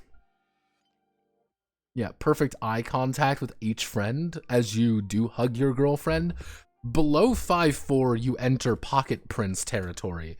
Pocket princes are, there's something wrong with you and you need help, and we're all going to, and you have to live, you have to live up to it, because you need a booster seat to get through life. And at that point, you can't Vegeta max at that point. You just kind of got to do one thing that makes you special at like the 5'2 to 5. Anything below that, you're just fucked. I'm sorry. Like, it's over. It's over before it even began. As I will say anything. Here's the pain. Here's the absolute pain in life. It's not bad to be dead fucking last. Doesn't hurt that bad. You're dead last. You own up to it. You're like, haha, I'm ready. I'm here. I'm okay. First, second, third, well, yeah, first, you're the best. Second, well, you came close enough, and you want to know what? Being the second fastest man in the world is still pretty fucking amazing. Being the third fastest man in the world is still pretty fucking amazing. Yeah, you're not as good as the other two, but I can still make it back. I'm still, like, insanely powerful. People make fun of Krillin, but people don't realize Krillin is the strongest human on the planet. Like, we all make fun of Krillin, but Krillin is the strongest human on the planet. Yeah, he's not as strong as fucking Goku or Vegeta. He's also not a fucking Super Saiyan. He's a bald midget, but he is one of the strongest people on planet Earth. But being like the 4th or 5th guy in any competition, infinitely worse. That is infinitely worse than being like the worst at something. Because like you're not quite good enough. Here's the you're not quite good enough to be a part of the like the you're not good enough to be on the winner's circle. But you're also not bad enough to be recognized as being bad. You're delightfully mediocre in the eyes of the world. You are the most mediocre. Nobody likes Yamcha. Exactly. Nobody likes Yamcha because Yamcha's not the strongest. He's not the weakest. He's just Yamcha, and he just kind of sucks. Let's see. There's and I think that's it's always painful. If you ever notice people who are like most depressed or anything like that, you'll always notice that it's not that they're like super successful or super failures. It's that they're like not quite good enough. They're not like super duper stars, nor are they like too far down. They're just in like that weird position where they're clearly not at their best anymore, but they, or even worse, if they were at their best and now very much not. Ooh, painful, agonizing. Let's see. See, each monster's stat block similar to.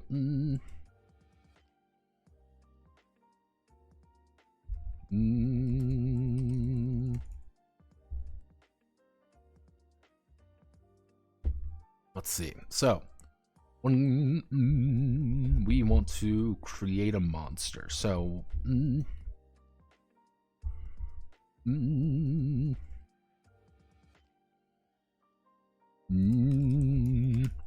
When creating a monster for the Pretty Cure to fight,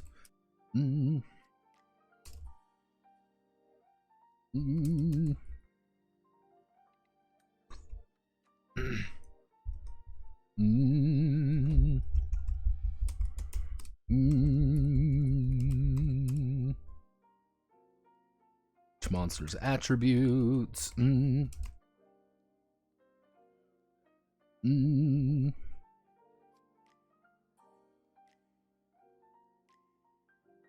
Actually, depending on, let's see, depending on the difficulty of the monster, they will have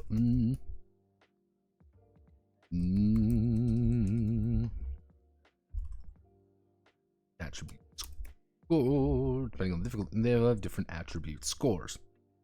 Actually, let's see. What is the exact terminology? I want to see what the terminology I use was.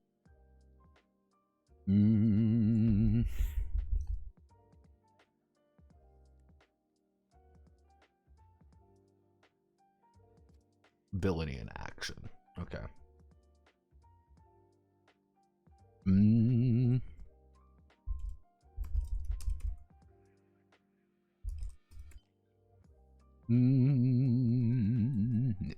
Depending on the difficulty, they have different attribute scores based on their ability and action.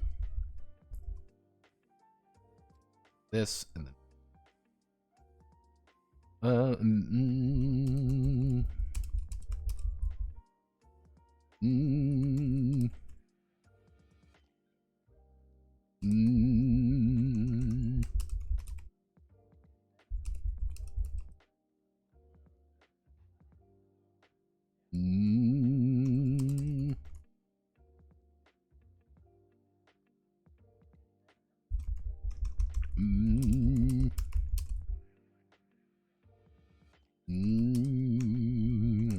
Let's see, as season progresses, so we want to do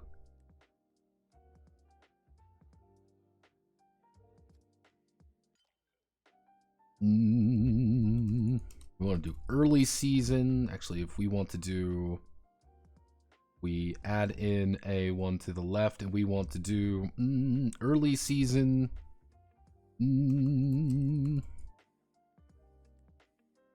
Mid-season, late season.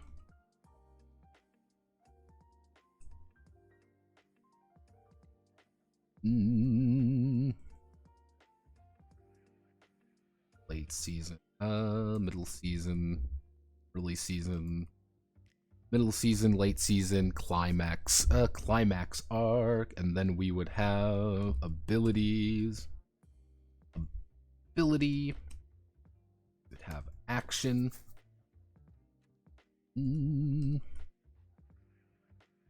There's an ability act based on their ability.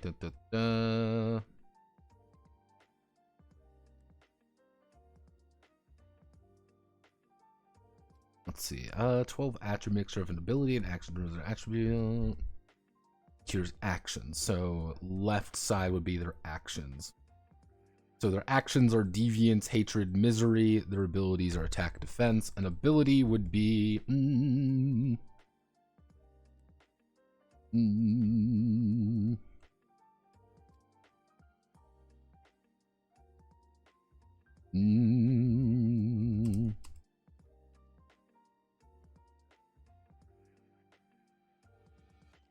we would have 3.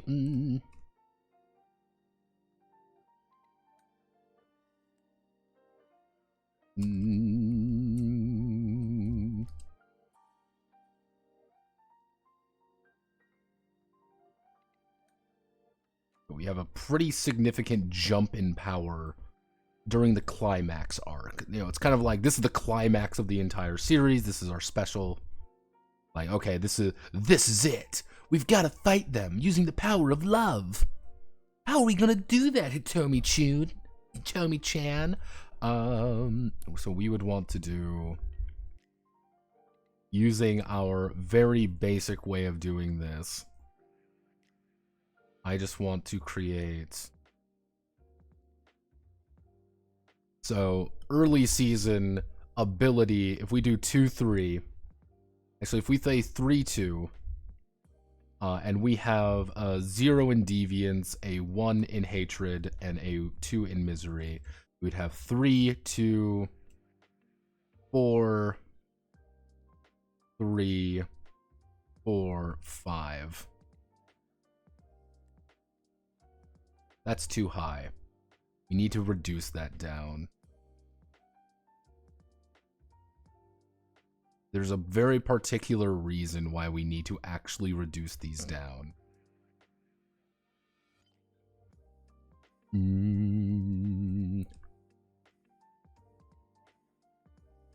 2, 3, 3, 4, 5, 5.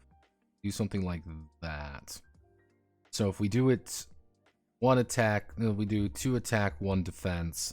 In our current 0, 2, 1, you would have a 2, you would have a 1, you would have a 3, and you would have a 2, you would have 4, and you would have a. Okay.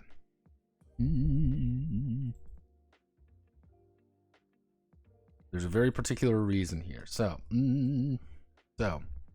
because the monsters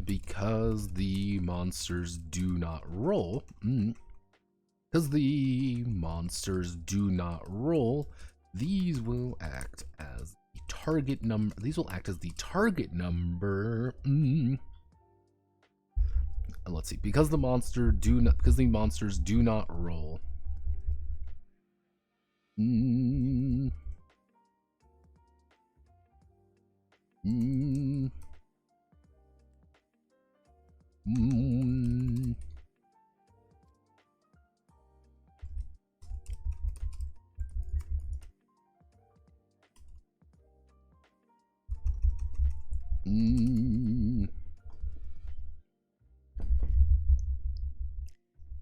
Let's see.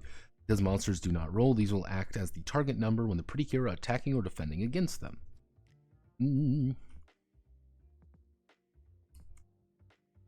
Each of the combined attributes will increase itself.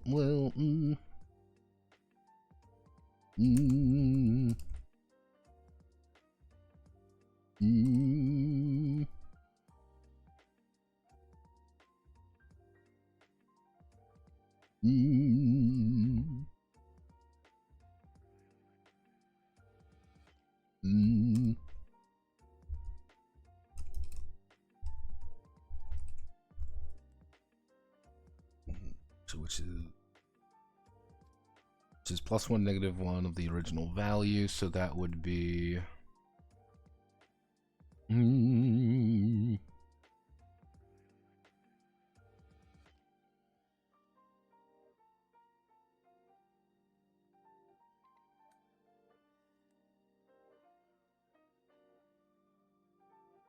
So if we want to do, this would be 1, 2,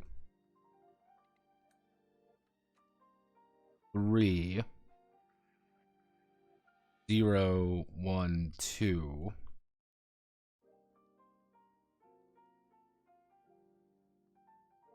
This would be 2, 4, and this would be 3, 5.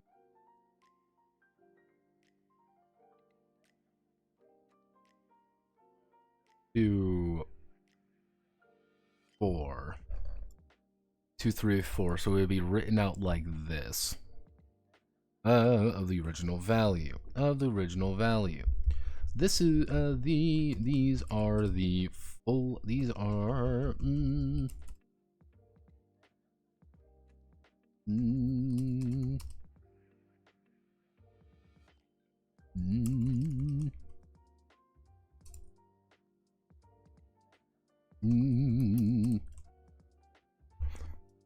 I don't know how to write this properly. Fuck me, these numbers don't feel right. These should be lower. 2, 2, 3. Yeah, this.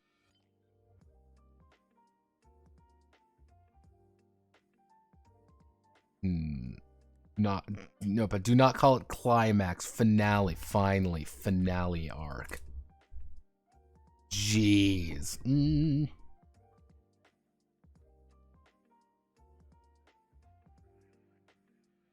We have step and power up the queue, get their mid-series and power up. Yeah.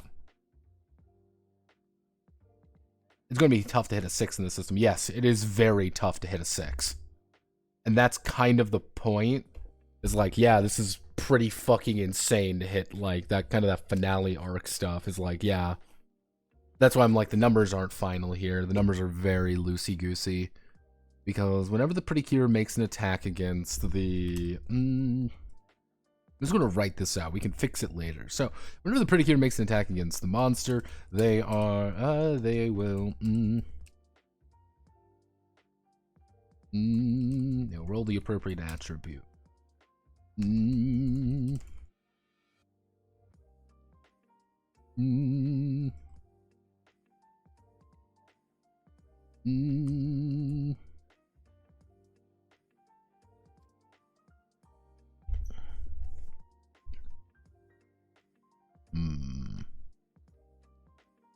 Effectively, should they roll under the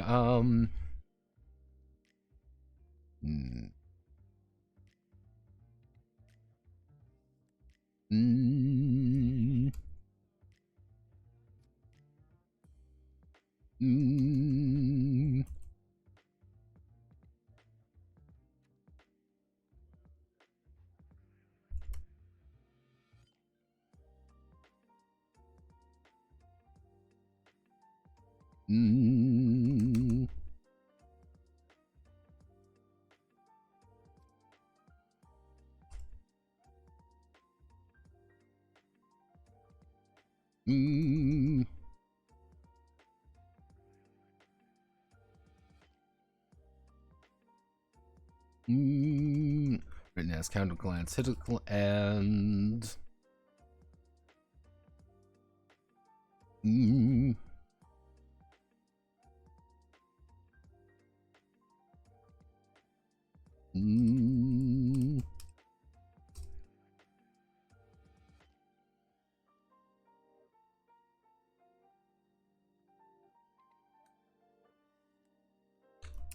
this is not the way this should be written. This is a terrible way of writing this, but I just need to get this down. Makes it they will roll the appropriate attribute. Should they fail?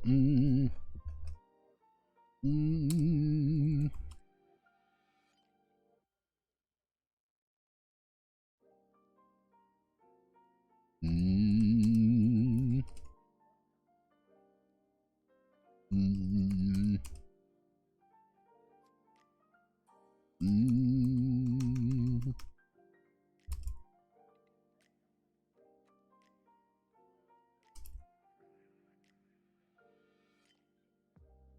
Mm.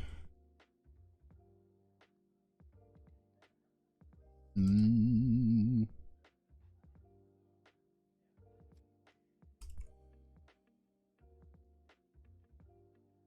Mm.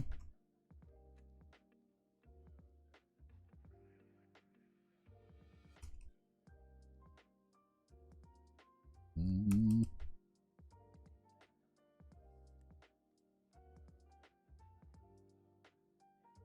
Mm. Mm.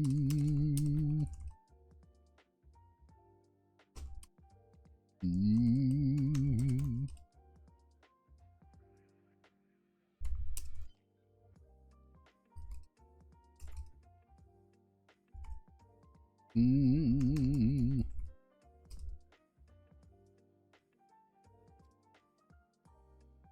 Mm.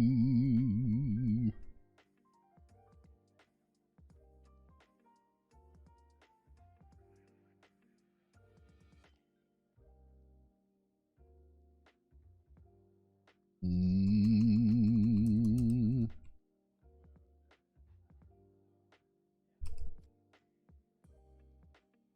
Mm.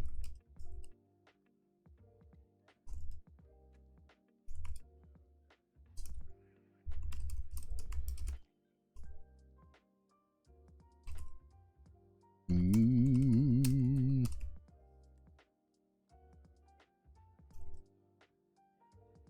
They'll need to roll defensive They'll need to roll defensive attribute. Mm. Mm.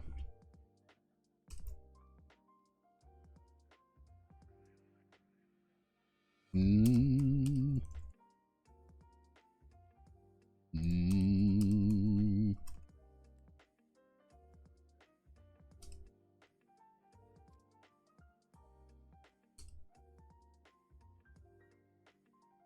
Mm. Do they roll equal to the block value of the enemy? Block value of the enemy. Mm. Mm. Mm.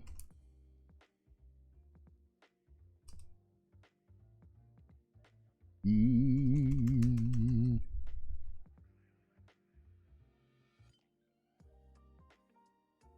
Mm. Managing to score the parry. Managing to score the parry. The pretty cure. Mm. Mm. Turning the blow against them. Okay. I'm turning the blow against them. Mm. Okay, so let's do... Where are you, girls? Where are you? Mm. Let's think. Let's think about this like this. Hannah wants to make an attack. Hannah is being attacked. Let's say a monster has a default of 3. So if we roughly assume rolling 50-50 on this, you would score 2 successes every time. You would consistently hit them once in a while. Strategy would roll 3. Peel would roll 2.5. Fight 3. 7 would be pretty consistent. Hitomi would want to consistently want to go on the aggression. However, Akane would be constantly trying to defend the others. That would be part of the big thing. Akane would be defending. She wants to protect the others.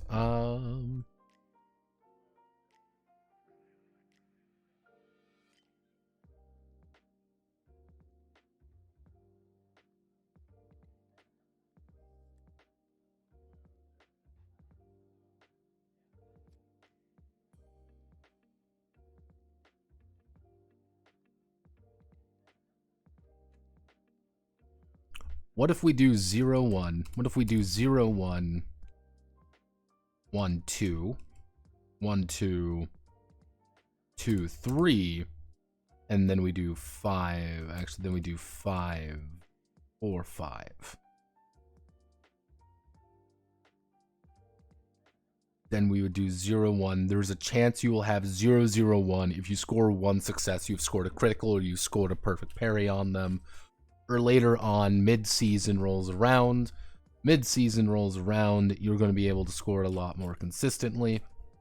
0-1, so you're still going to have one that's going to be like 4, which 4 is pretty difficult, relatively speaking. Early season was going to be the first couple sessions. Then you're going to move into mid-season, so it's going to be 1-2-2. So that's going to be consistently, you're going to find most of them are going to be 3-4-5. They're 3-4-5. That's going to be probably the worst you're going to be dealing with here. But if you're doing late season, most you're going to be dealing with, the highest value in late season is going to be a 5-6-7. It's like roll 7 successes to perfect parry this. Like, that's a tough fucking sell.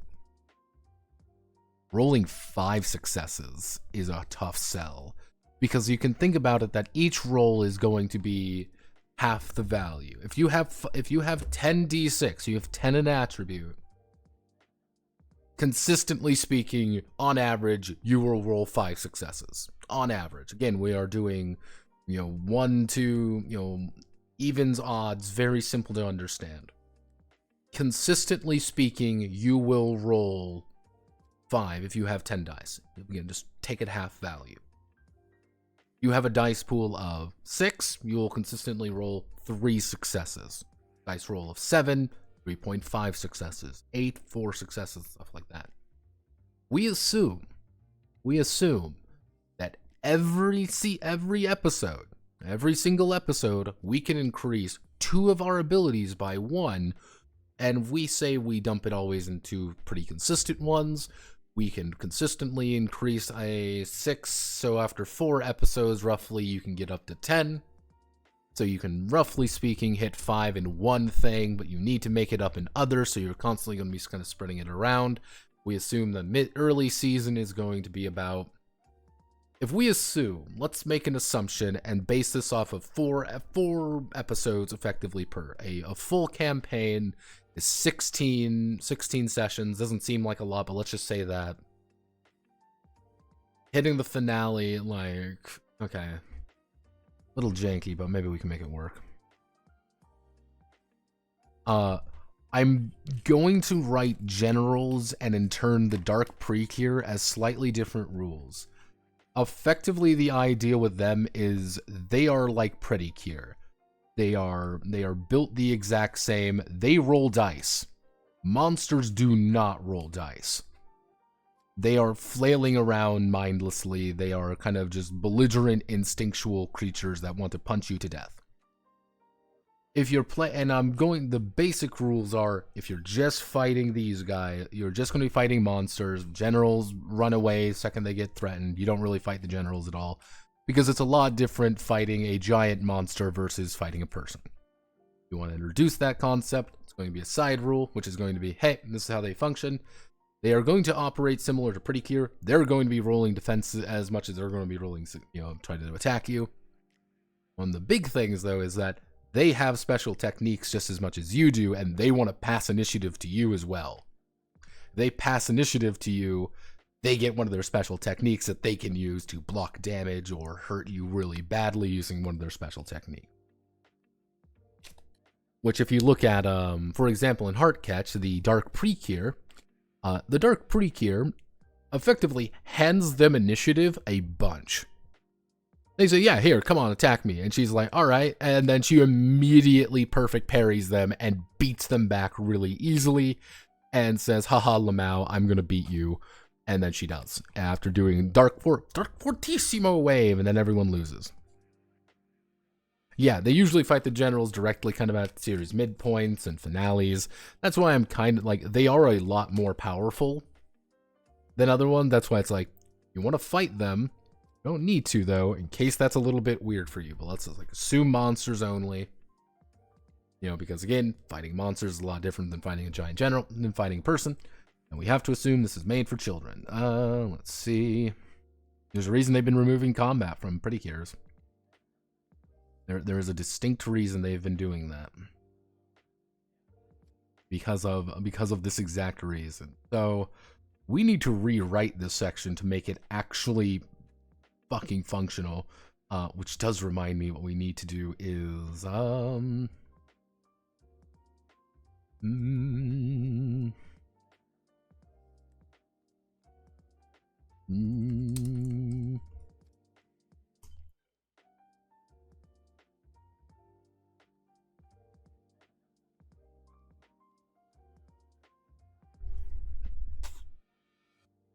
I wanted to get this done today, but I don't think we can. Yeah, for the current one, it's they don't want to show the characters hitting animals. Literally, yeah, that's one of the big reasons. But it's been, that was what I was kind of getting the gist of every now and again, being this like, okay, they're trying to remove combat a lot more. They're using the toys more often. It's characters aren't, it's not like Go Princess tier anymore because it's like people throwing fucking hands and exploding every 10 seconds. It's things are they've been toning down every other season. Sometimes they tone it back up a little bit. It's kind of this back and forth. People are most pissed about Wonderful, which is I think is one of the reasons it's not doing as well as some of the other seasons. Yeah.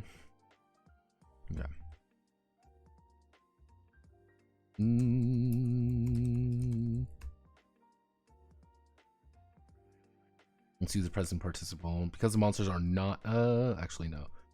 Do not roll because the monsters do not roll.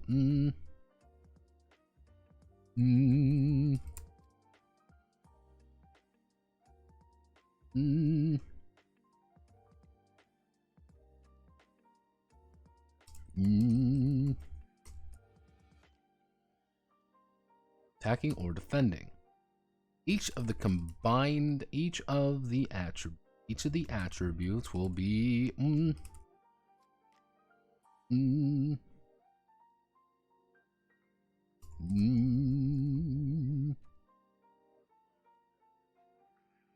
would be the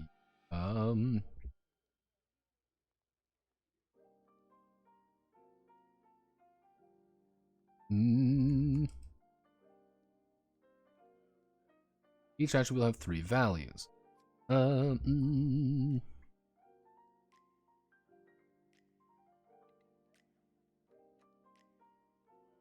Attribute will have 3 values. For attack, it would be hit, block, parry, counter, hit, critical.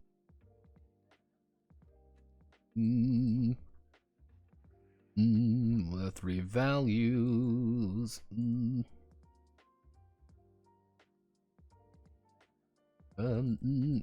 Each attribute will have 3 values. Each of the 3 values associated with their ability. Associated with their ability.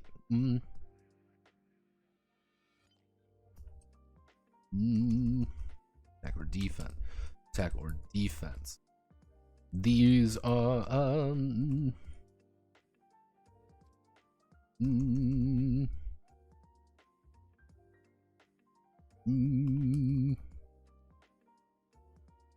total attribute will either be the block or hit.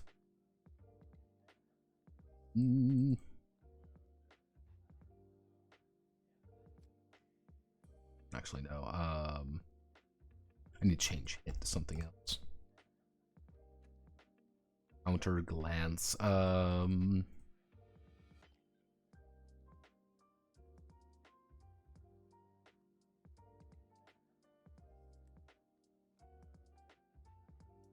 Strike, I think. Let's see. Total attribute will either be block or strike. With the modifying it by -1 or -1 and +1 to determine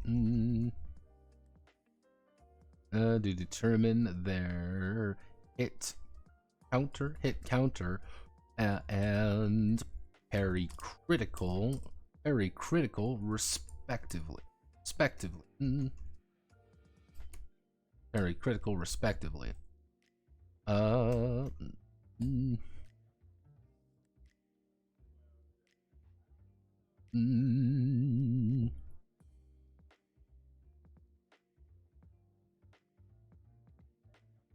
Actually, no, we add a... I'm going to add a example. I'm going to add a Dark Knight. I'm going to make a Dark Knight villain.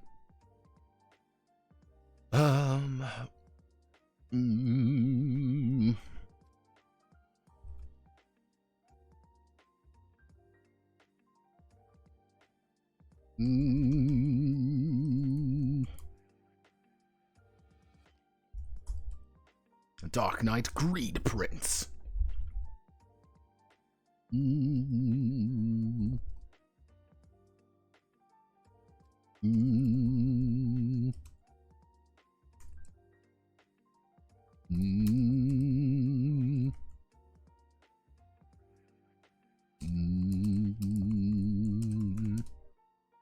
Let's see, the first thing you need to determine there. First thing you need to determine their attribute.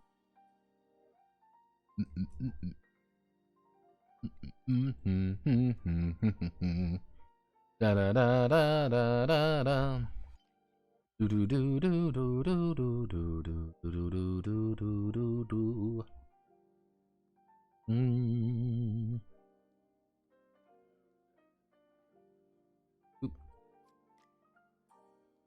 Down. Hello, Dark Knight Greed Prince. We're going to put you right there.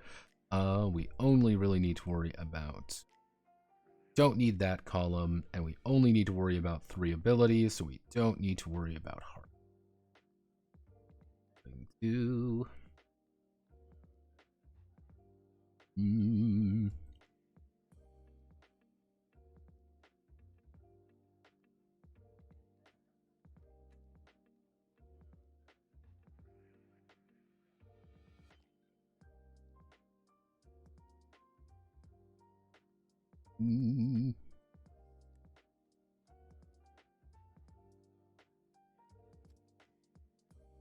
It's gonna be one of those. It's gonna be one of those jank ass tables that we have to make. See, this is fun, right? We love making jank ass tables. So we need to deviance, hatred, misery.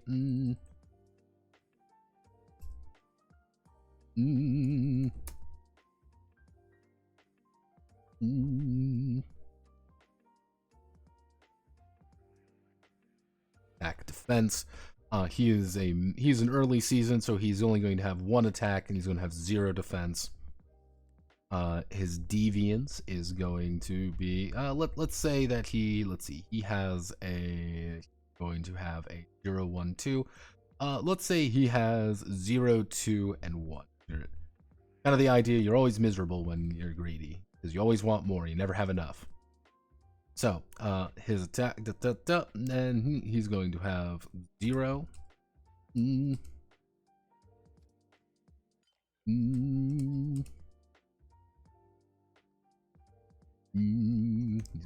0, 0, 1, 2.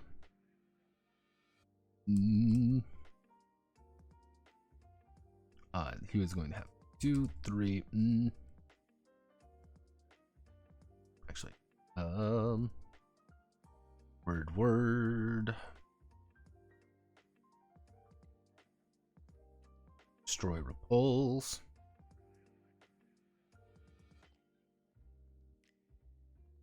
Blaze ego. And then he's going to have 1, 2, and 3. There we go. But first we need to determine his attributes. Greed Prince.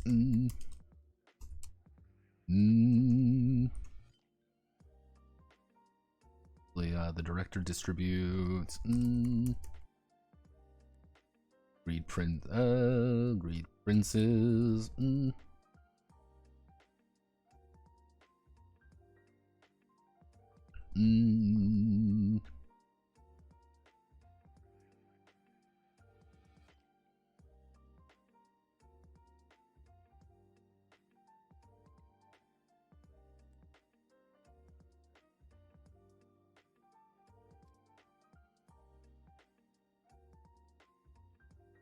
Time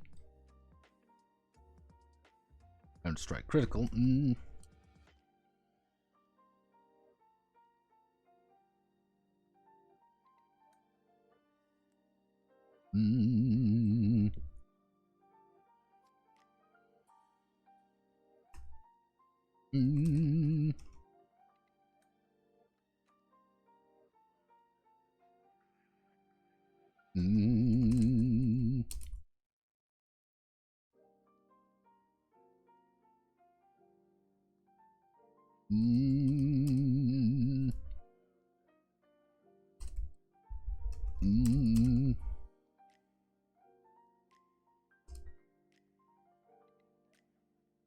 Destroy. The Pretty Cure will be easily, but if they roll one success, even parry it with 2. But it will be much more complicated.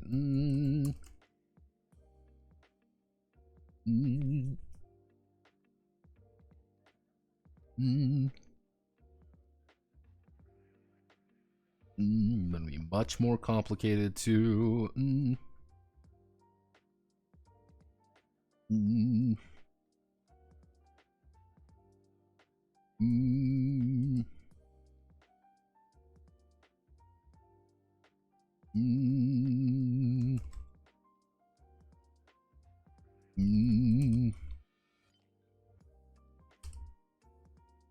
It'll be much more complicated to defend against his melee's attacks as it requires 3 successes.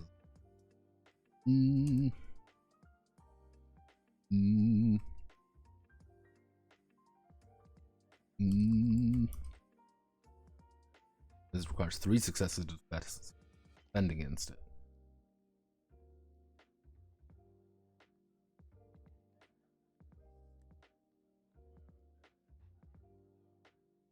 Oh god. Pre-cure SWAT cats probably actually with action being taken out of it. Yeah, Go Princess went DBZ with it. Yeah. Sometimes he'll face turn thing. Kira LMO did that. Did Pre-cure of SWAT cats problem. Depends on the iteration. Some Mahou Shoujo remove it. More fun with it. There's color-coded Pre-cure. There's the color-coded Pre-cure thing, but it's inconsistent, nonsensical. I'm not sure it's must use. Cure Black is pink here and so. Yeah, it's the color consistency. I think it's just more of a aesthetic thing. Like there's always going to be a pink Pre-cure because that's the pink Pre-cure. Because it's such a part of the brand, if that makes sense. Like we have to have the the pink, yellow, blue. It's like a part of the brand. Let's see.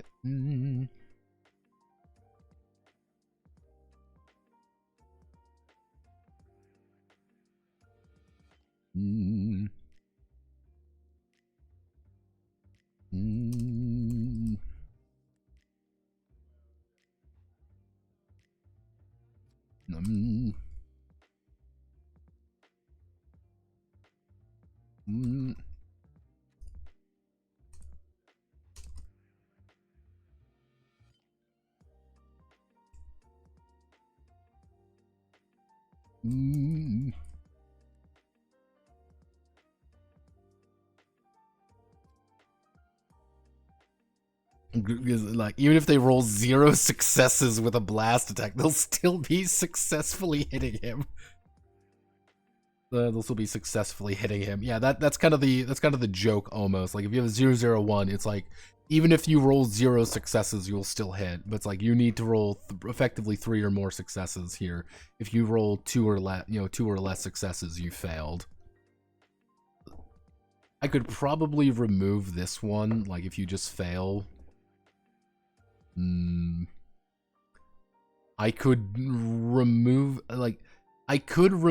this and make things a lot easier on me. But on another part of me is like I want to make sure like you understand like if you succeed at this, you get this. This is what happens if you roll under this. If you roll over it, you get this. That's one of those things where I might have to do something else with it. I don't know. Ooh, dang it. Oh, no. I don't.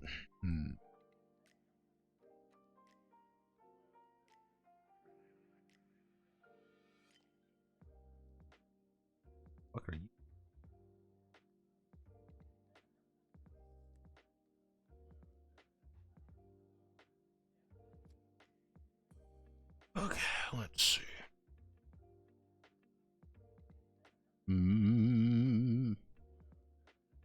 Yeah, we don't talk about the rainbow ones. The rainbow ones they're just there.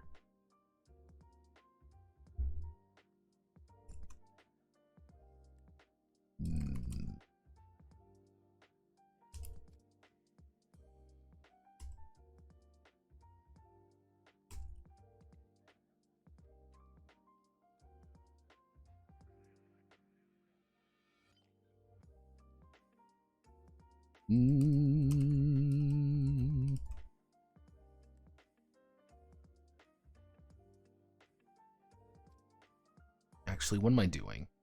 What am I doing? What am I doing? What am I doing? I am making this way too complicated than it really has any needs to be. So, no.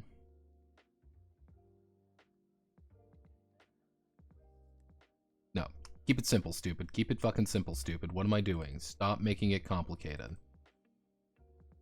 Stop making it complicated. Do this. We're going to make it nice and easy. Because why? That's what we need to do. We can make it hard, or we can make it make sense. So we're going to make it make sense. You may know his Greepians has 0, meaning that even if they roll,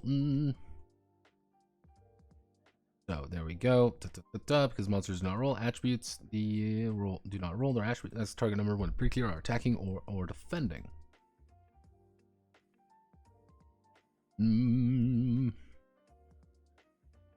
Attacking or defending, they will roll if they roll E. Okay, so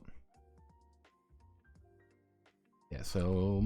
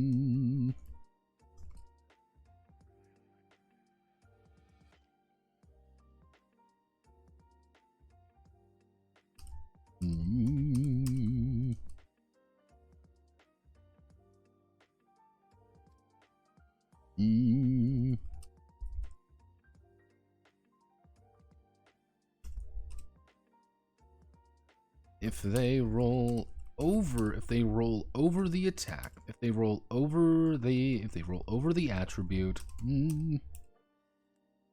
they score a critical. Criticals.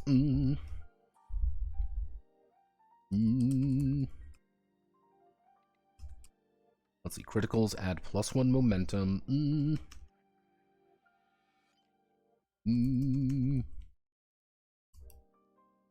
Reach additional success. They manage to acquire.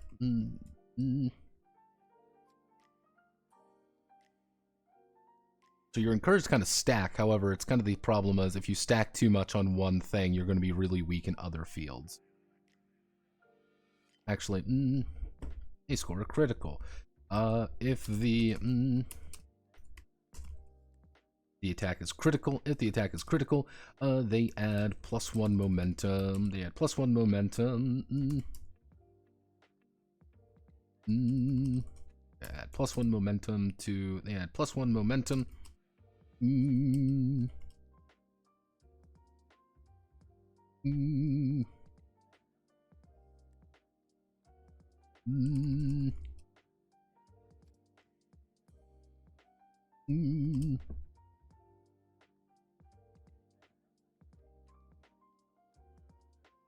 Keep it simple, fucking stupid.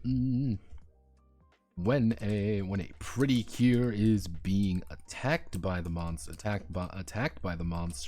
they will need to roll one of their offensive attributes.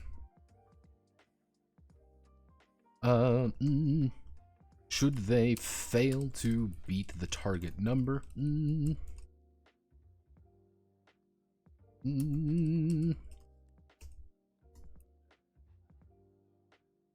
reducing momentum by the damage.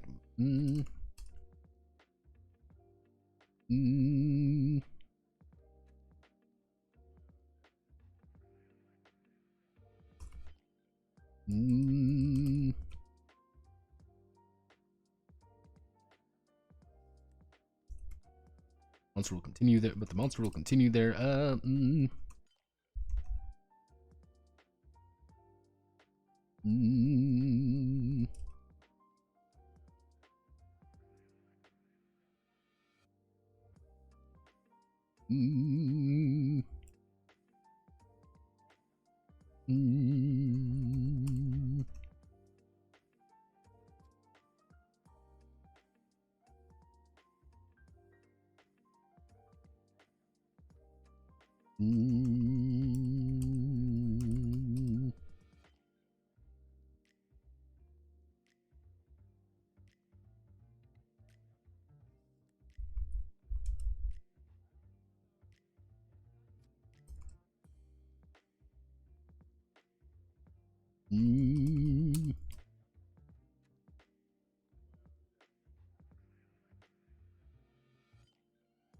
we go.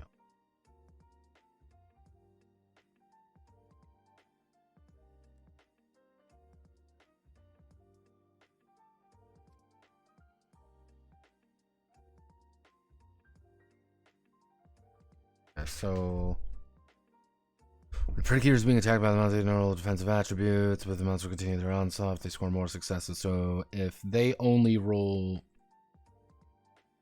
if I'm being attacked and I only roll 3 successes on them attacking me, if I'm defending, oh no, they're attacking me with melees, and I roll my 4 dice and I score 0 fucking successes, I would take damage. If I roll and I score, oh, good job me, I have scored 3 successes, I would just block damage. If I score 4 successes, I steal initiative. I get to go now. That makes sense. That's easy to understand, right? Says delusional man. Lot to take in.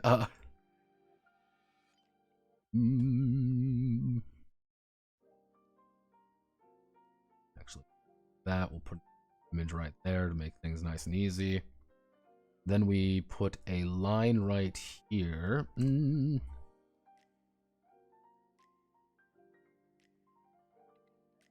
we actually know what we can do is do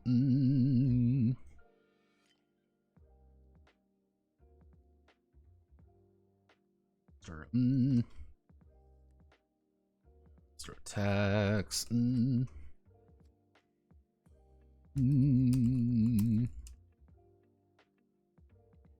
The monster's Chaotic Frenzy. Chaotic Frenzy is difficult to predict. And forces the Predicure to avoid its attacks.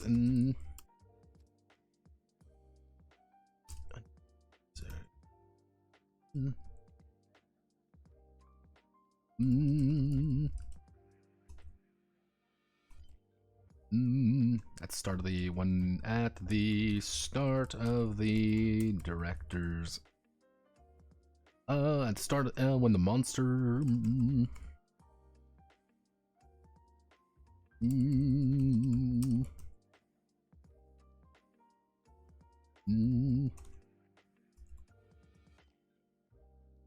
monster attack table. They will roll in the monster attack table.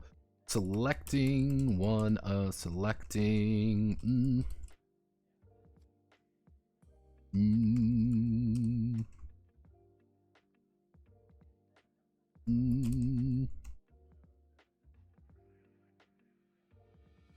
see, selecting one of the monster's attacks they will perform.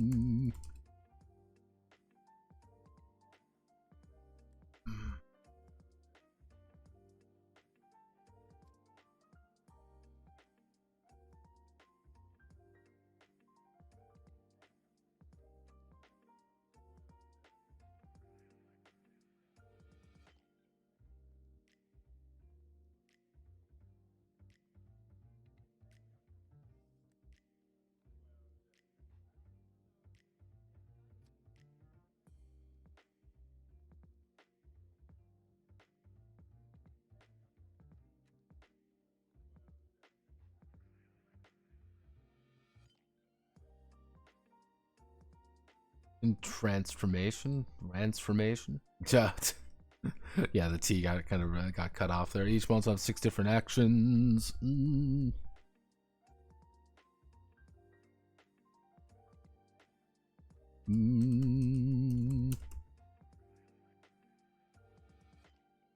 Let's see. Determined by the director for the monster.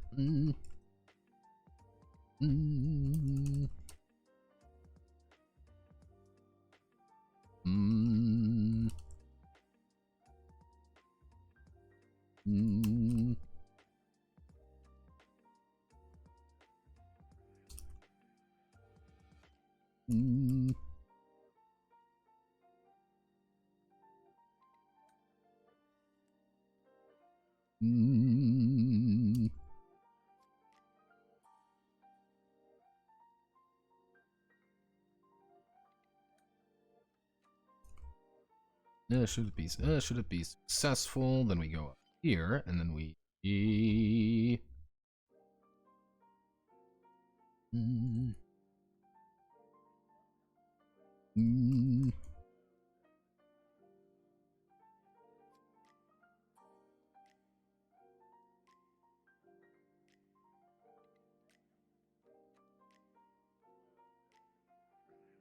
depend. Now, mind you, this is spread across their entire like repertoire.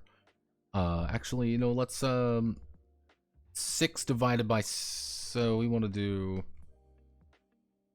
like 2, 3 points. You can do like, oh, I'm gonna do 15 damage or whatever. Like,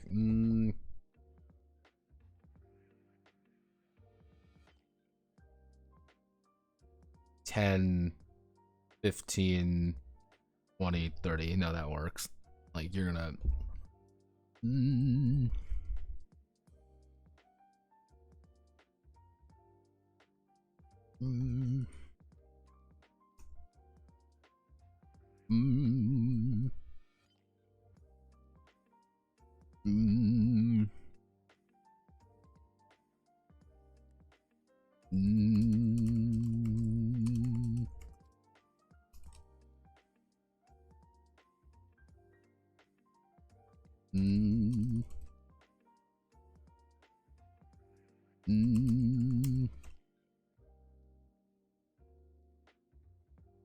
Let's see.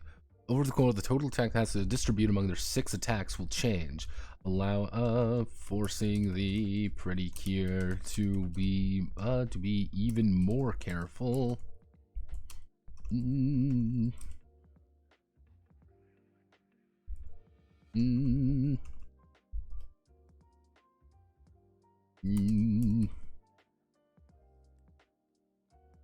Every let's see, every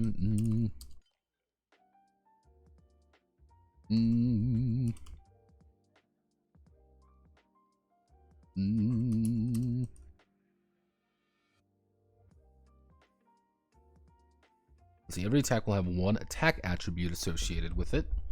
Yeah, so every attack will have 1 attack attribute.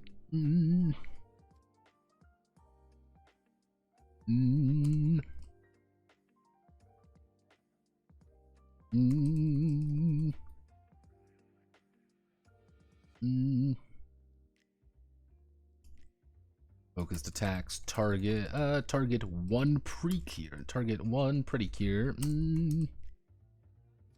Target the closest. The closest pretty cure targets the closest pretty cure. Then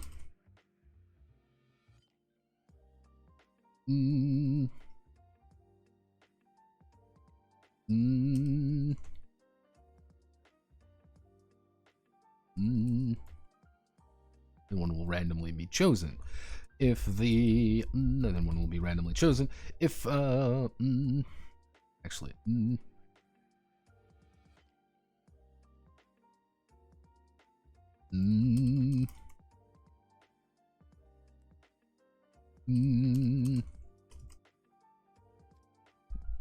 yes, if there are multiple pretty cure within range, the director may choose which one is attacked. Innermost ring.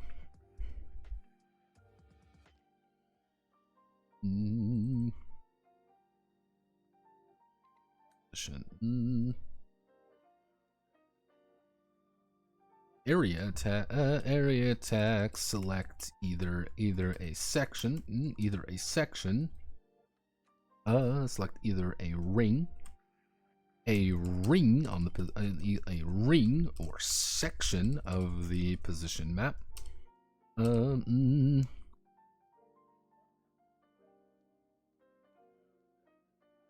Quarter of the position map, and attack every pretty cure.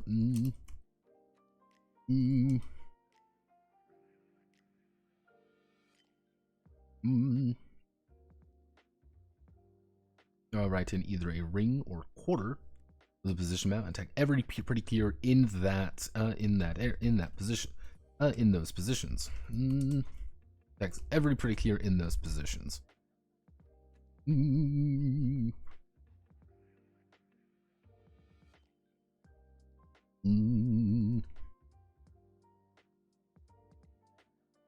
we then select Dark Knight Greed Prince. But Dark Knight Greed Prince. We delete these tables, and then we do.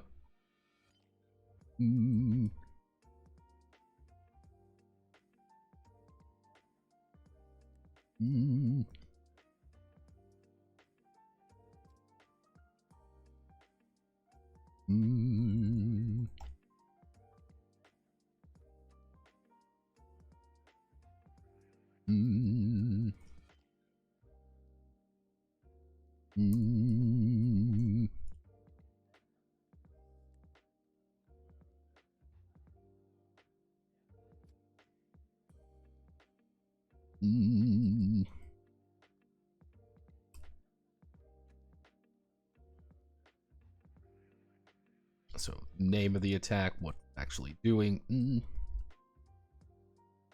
Dark Knight Greed Prince.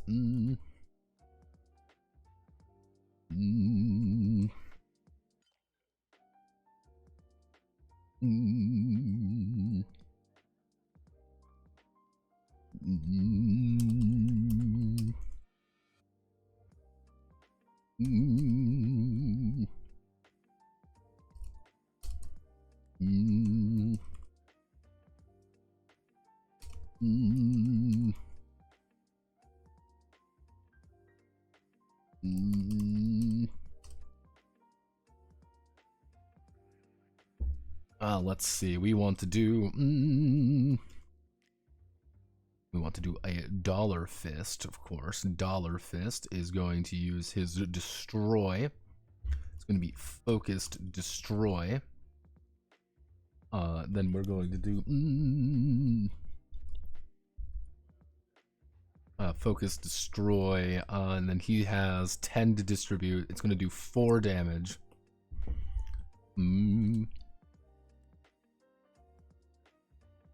Then we're going to do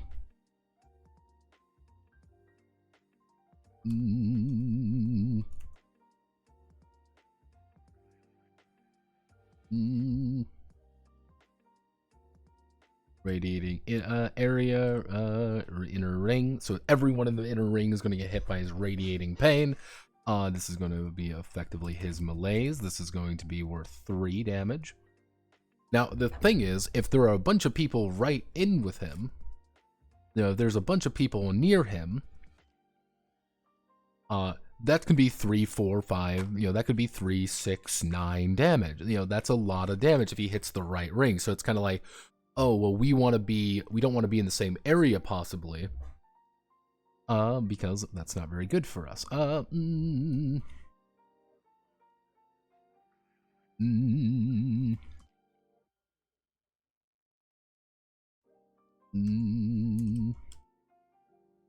Let's see, 7, 8, 9.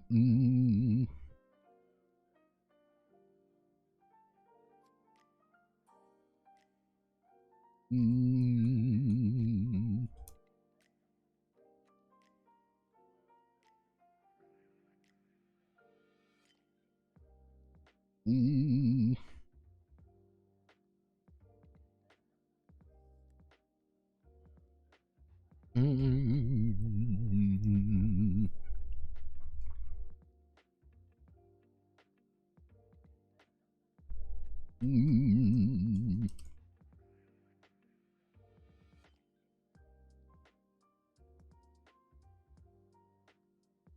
Seven, 9, 10.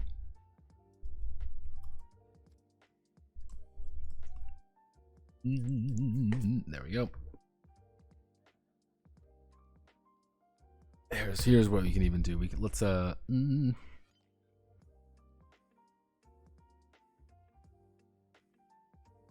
6, 9.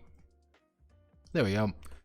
Welcome to Greed Prince. Greed Prince kind of sucks because he is literally designed to just kind of flail around helplessly.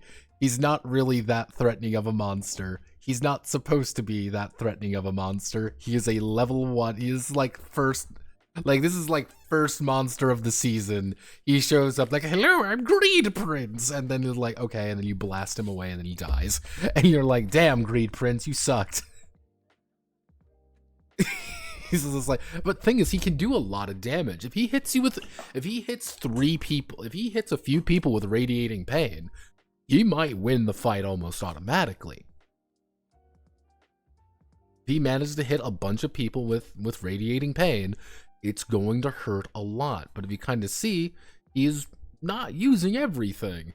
So what are people going to be starting to think? Like, oh, well, we don't need to use tactics. We don't need to do that or anything like that.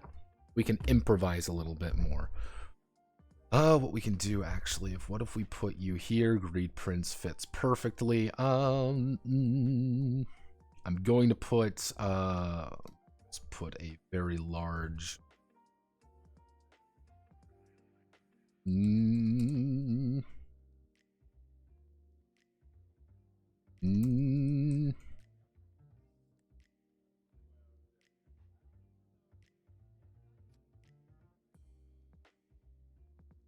just gonna remind myself to put in this alternate rule.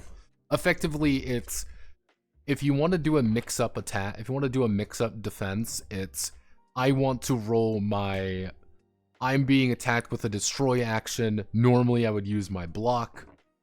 However, because I am rolling, because he's rolling his block, I'm normally I would roll my block for this.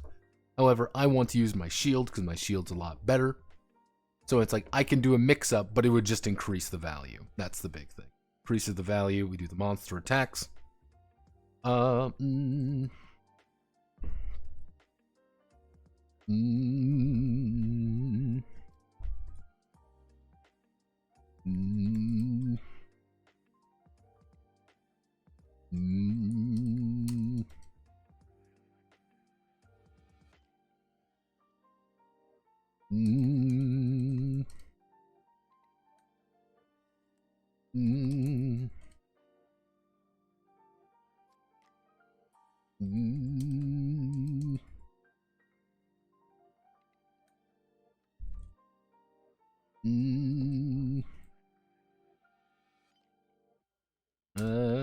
Through combat, they may shift their mood as they fight it out. Oh, when the mood...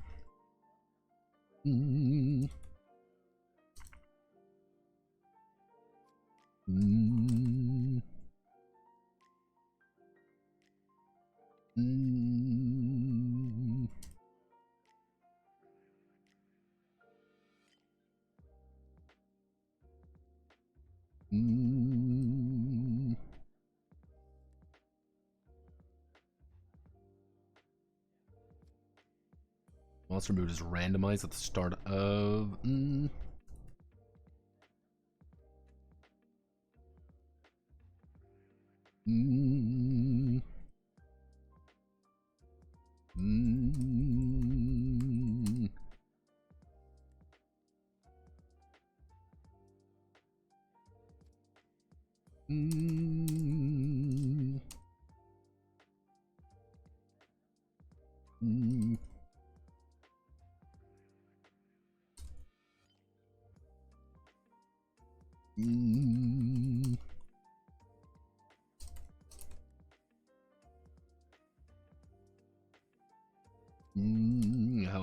However, if the general who created them is nearby, they may choose to keep their current mood.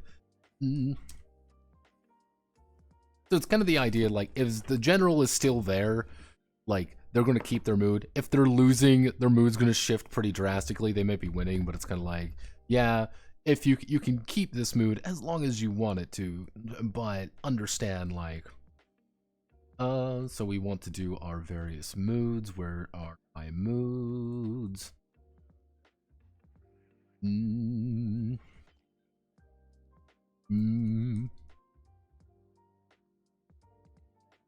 Mood and effect.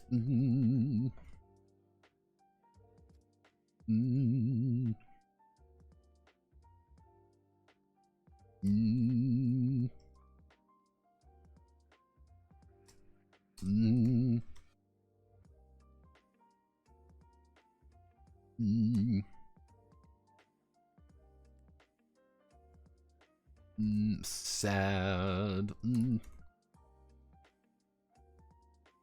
One.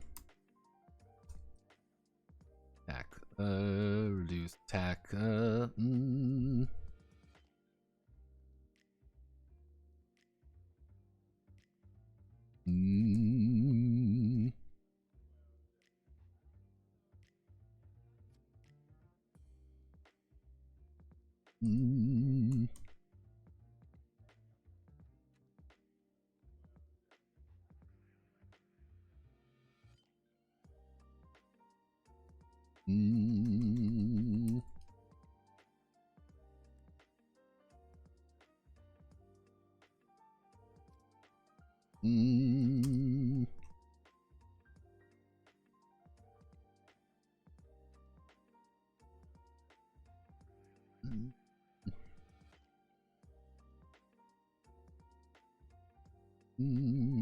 Actually,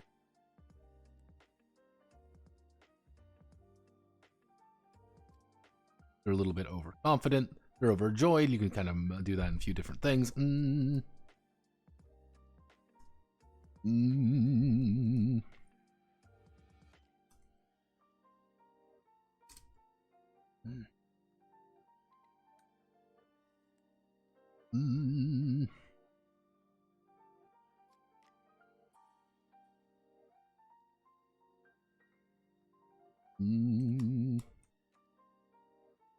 we go. They're angry, they're sad, they're in pain. They are in pain and nothing actually happens because, ow, I am not feeling good. I am just, I am in agony.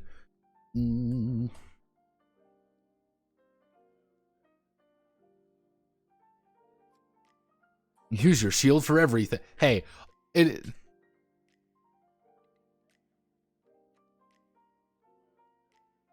yeah, it's owie zowie, my bony wonies. Yeah, it's literally the idea for like use shield for everything would be Cure Sunshine literally just spamming shield. That's kind of where the mix-up comes in. Oh no, I'm being attacked by magic. Shield. I'm being attacked with a fist. Shield.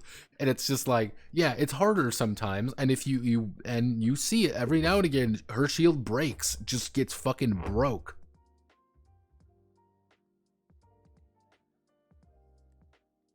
I've always wondered why the Call of Cthulhu or basic roleplay doesn't have a will stat. Also, what's your opinion if I change Insanity Track with Trick Will for my supplement game idea?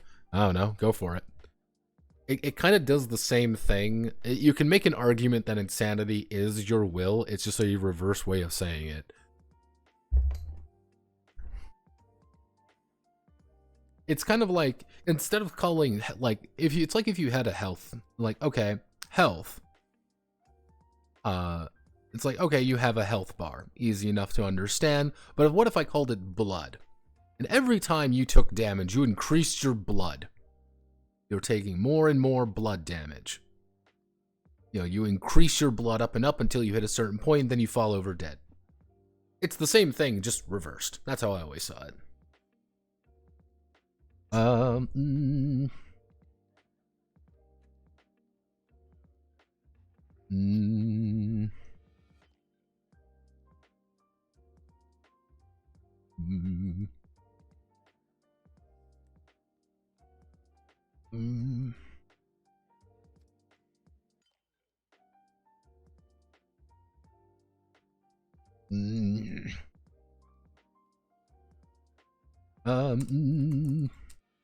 A special move.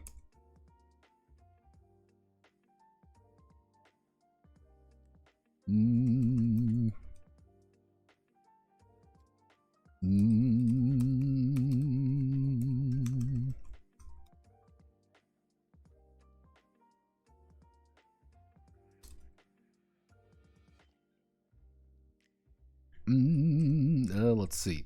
When this occurs,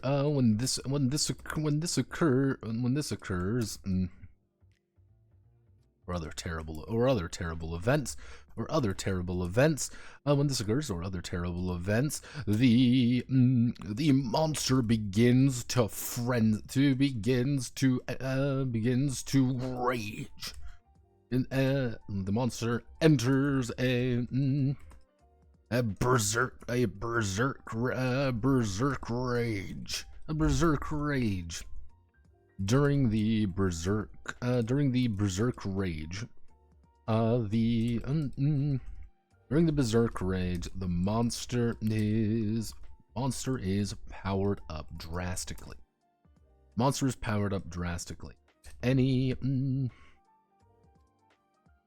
Any attack that was removed with stagger stun, stagger stun is restored. All attacks increase their attack power by +3, and every action the monster has, they will roll twice on their attack chart. They will roll twice on their attack chart. Attack chart. Performing two attacks. The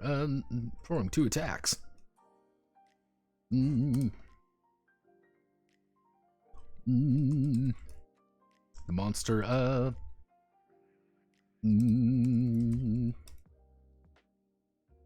rolls for their mood.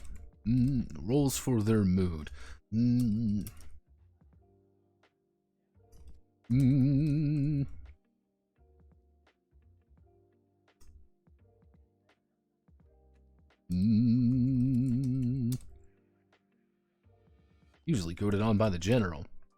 The pretty cure will need to purify. And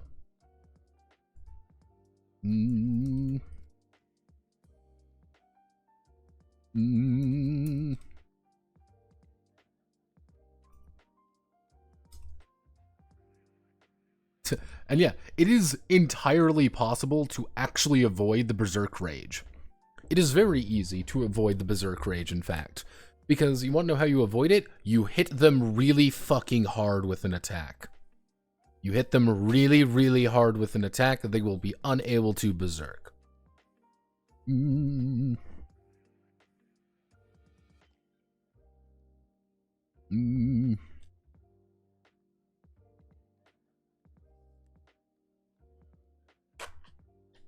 can lose health or gain wounds. Exactly. You're seeing it. Okay. Is that really everything? We're going to have to add some slight alternate rules. But the slight alternate rules are pretty simple stuff. So we're going to do not heading 1.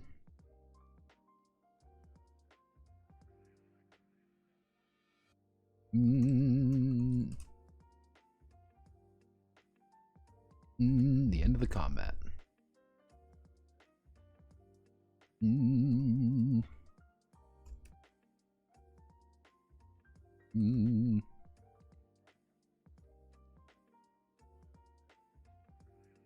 Rhyme for despair. Or despair. So what we're actually going to do is we're going to go back and we're going to do special technique real fast. So, I need to still write a script for tomorrow's video. This is going to be really fun. So, we've got work to do still. Ah, God. I'm gonna grab some water real fast. Ow. Ugh.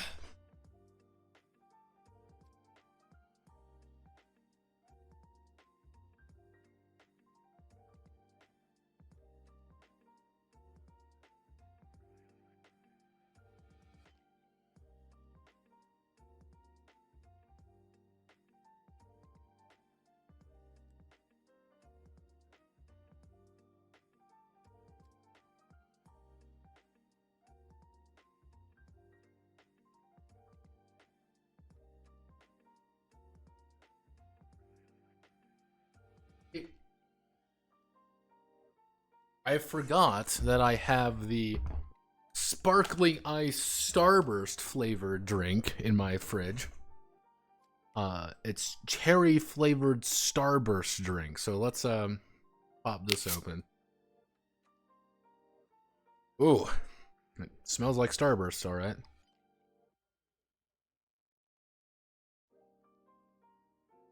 Yeah, no, that tastes like liquid starburst. Yeah, it says it is. It says it's flavored sparkling water.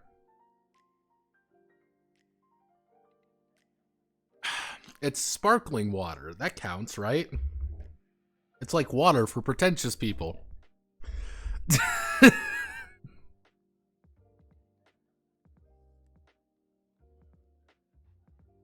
Ugh.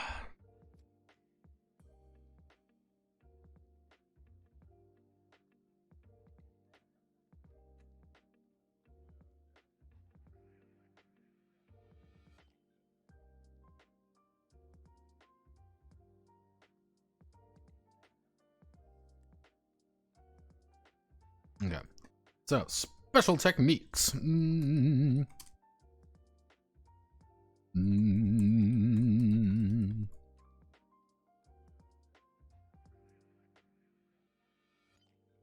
Mm.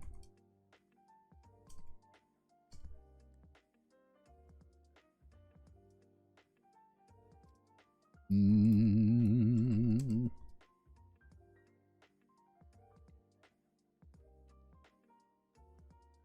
Even if most of them involve landing a punch on the monster. When the Pretty Cure has a special technique. Let's see, when a special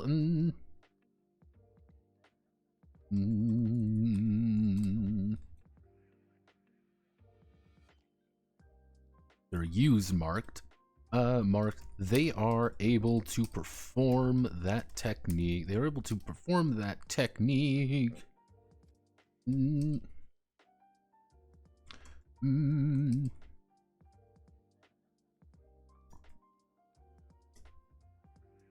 They were able to perform that tech.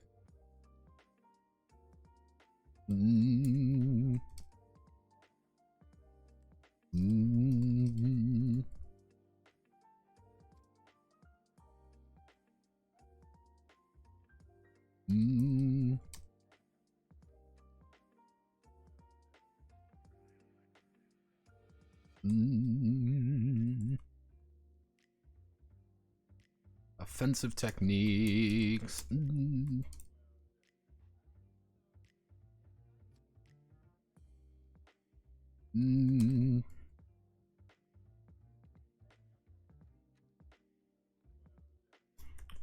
Let's see, associated attributes, action.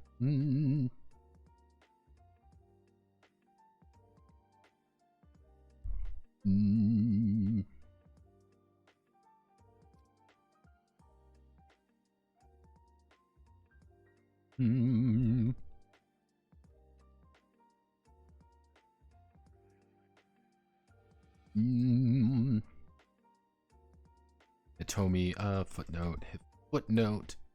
Hitomi, footnote. Hitomi's blazing kick.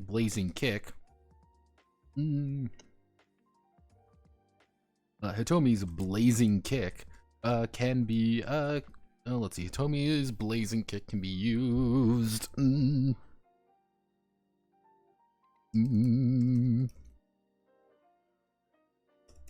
instead of the fight action.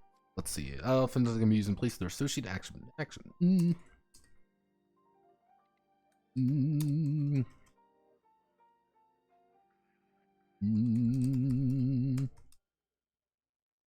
They are successful instead of the regular +1 momentum. Instead of the +1 momentum, they would.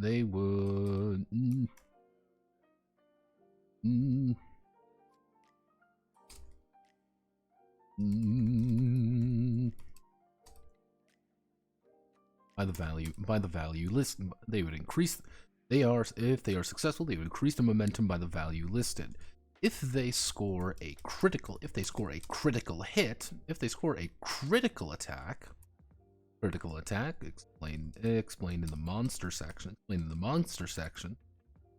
Actually, they score a critical attack by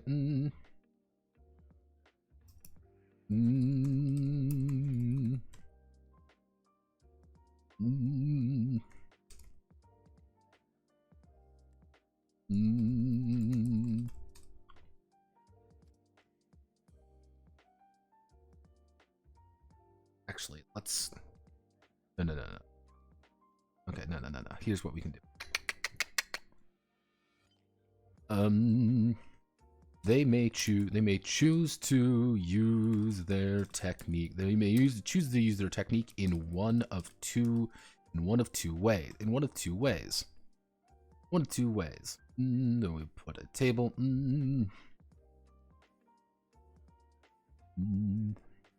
I know.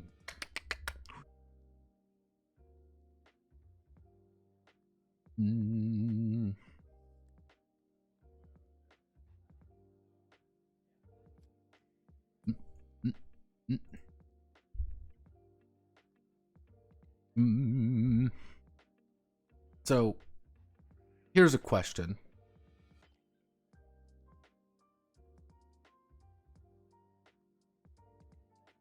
So, here's a question for you all. So, would you want it to be written down early? I want to use this special technique to add dice, but not increase the attack power. Or would you want the opportunity to say, I want to increase attack power, or I want to add dice, or just keep it, you just do extra damage? I was thinking about that. I was like, that's not a bad idea. Just letting you roll more dice. I'm worried that defensive stuff is just going to be, oh, well, I just want to spend this all to, do things like that. Unless I choose to make it I'm scared that for defensive stuff, it's going to be, people are going to say, well, I'm always just going to use it. You pick one of those effects when you make it. Okay.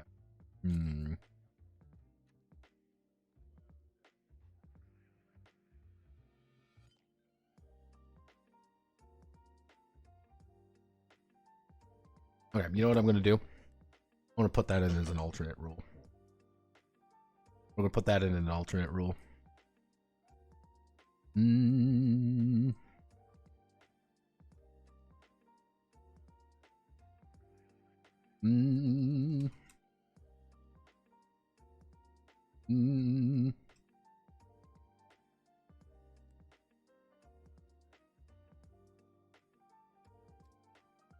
see.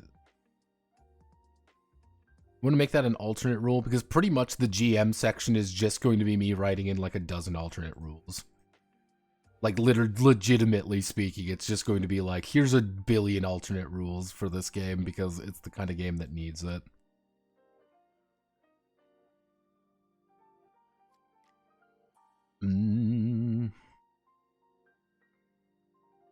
They are successfully increasing momentum by the value listed.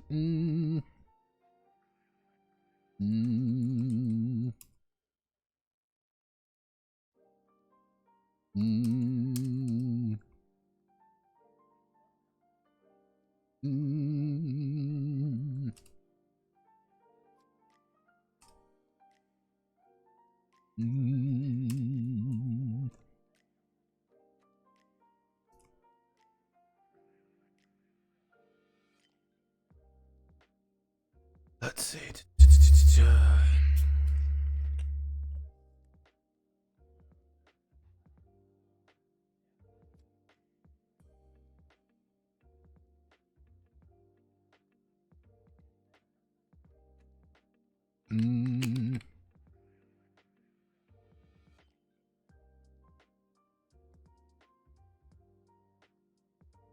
No, I can't. It's gonna be a little bit weird, but I think it's gonna be fine. So defensive techniques can be triggered when they are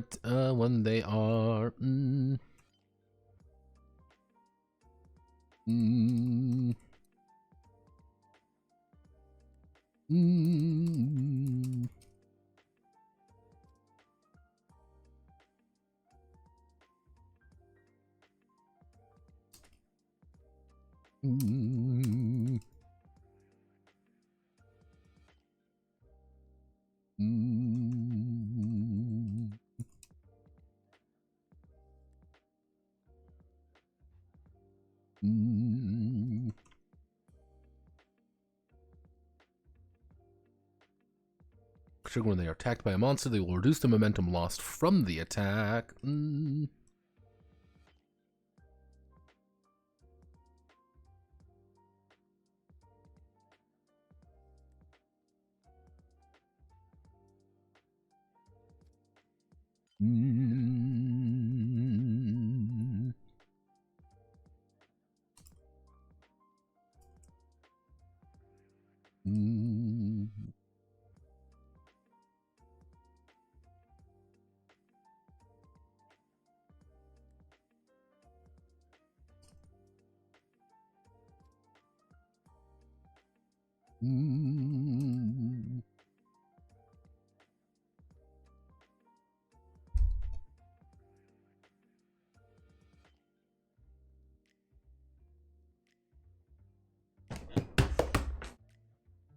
Now I have a problem. See, this is the issue with defensive techniques. I can tell you this, Cure Sunshine fucking haunts my memories yet again. Because here's the thing. What does Cure Sunshine do? Let's ask ourselves a fucking question. What does she do? She puts up a shield. What does the shield do? The shield blocks shit. What does this actually do? Let's think about something real fast. What is this actually doing right here? This is blocking an attack. We are going to be attacked by something, we block it. Now, the question is, what does this actually do, though? We know this one fails, and they still take the momentum damage, because they would take 1 billion momentum damage, but what should it do exactly? Because, on one hand,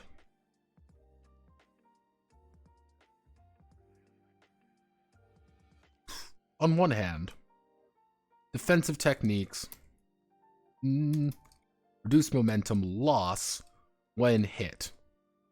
Alright, we don't take momentum damage if we block. If we roll equal to or greater than their thing, we block it and we counter it. Okay, so it's only if we fail is this going to come up. Or defensive techniques add dice to the attack, to the defense. Okay, defensive techniques add dice to the defense. Now, because they add dice to the defense, why wouldn't you just choose why wouldn't you just use this constantly? It's this weird thing. It's very not useful, or it's insanely useful, or we do it like you can reflexively use it. But why would you associate it with an attribute at that point? Like, yeah, that I'm like, shield resource reduces the momentum damage taken by everyone, but use Cure's full move, and they cannot move if they use it.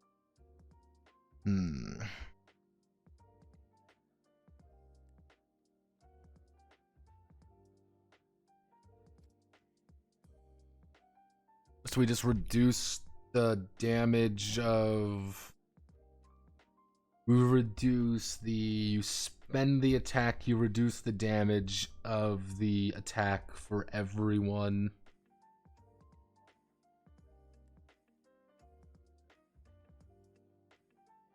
But why would you roll then?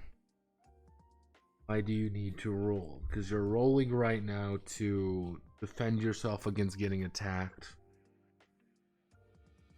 Unless you're planning on failing?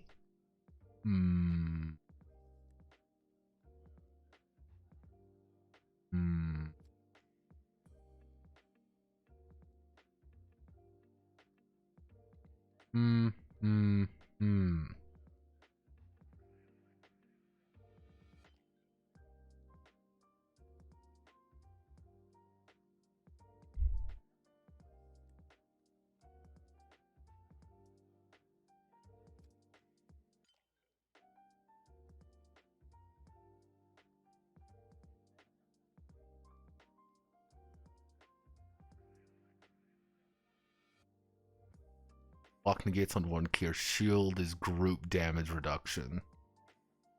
If you know the attack is going to get through what another cure could fail at, then you shield them. Okay, so it's more like a reflexive thing, though. It's like I'm trying to figure out, like, what would you roll it with? Like, why would you associate it with anything outside of thematics? That's what I'm thinking of. I'm like,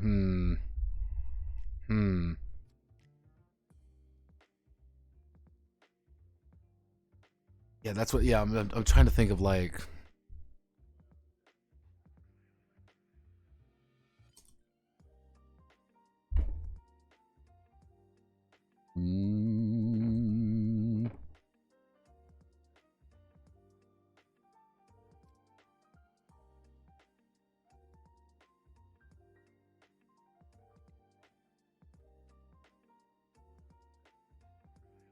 Ah, yes. How can I forget? Mint. Tell me more about the best shield users. Your Rosetta, your Mint.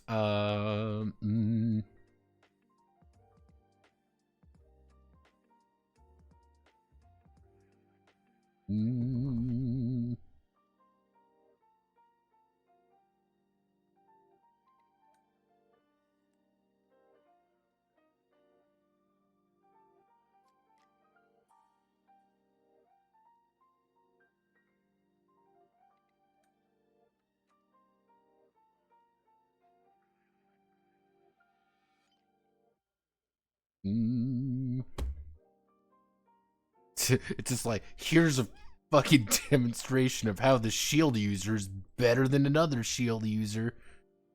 10 out of 10. That looks fucking dangerous.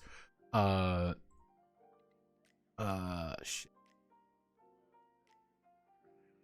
Like, is it really just a nuh-uh attack? Like, we're just nuh-uhing? I guess that's literally what it would be. It is the nuh-uh maneuver.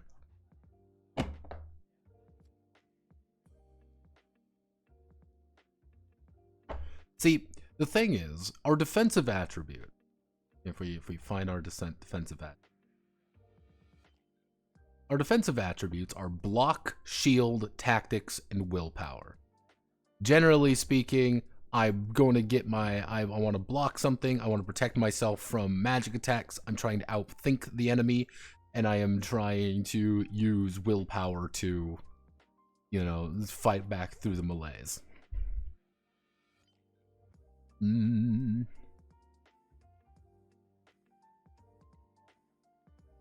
no, it's kind of the idea, like, it's like Hana here. Hana here is not really good at defending herself, except when it comes to tactics and willpower. She's rolling a couple dice for that. Not a lot, but a couple. But, like, yeah, it's like, alright, currently the value of power is how much you're using, you know, mental will be gained by hitting an enemy with power, as well as the monster's damage will be negated with a defensive power. So it's defensive versus hit him with the nod win.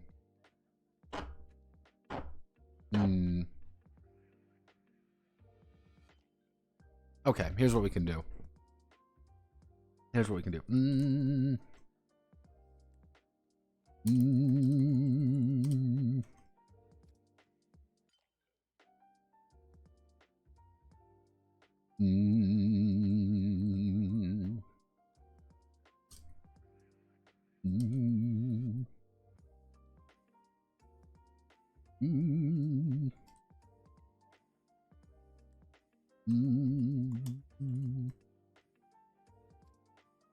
Will reduce the attack power by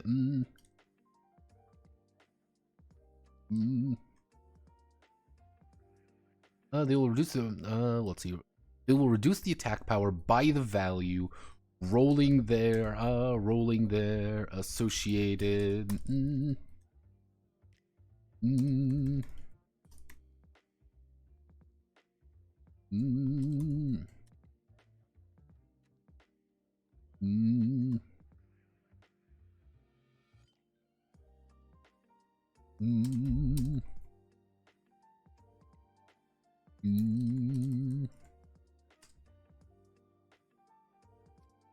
Mm.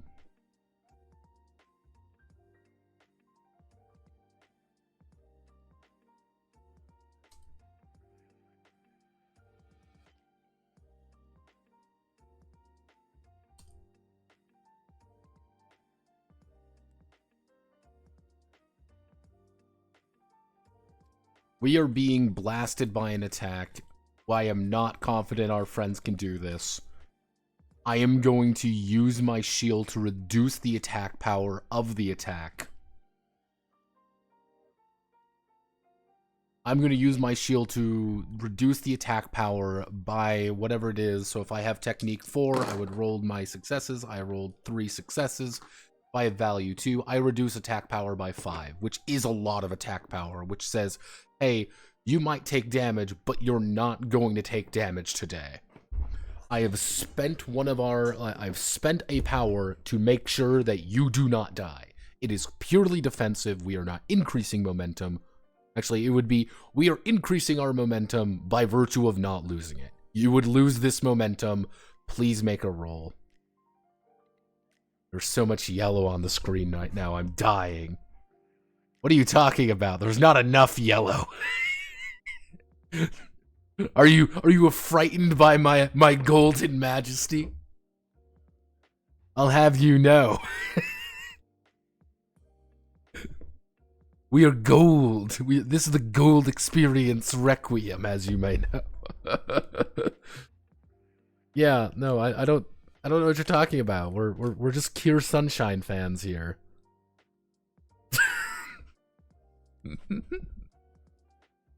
Yeah, it is almost 1 o'clock in the morning. I don't know what you people want from me. Let's see. What's up for no ill?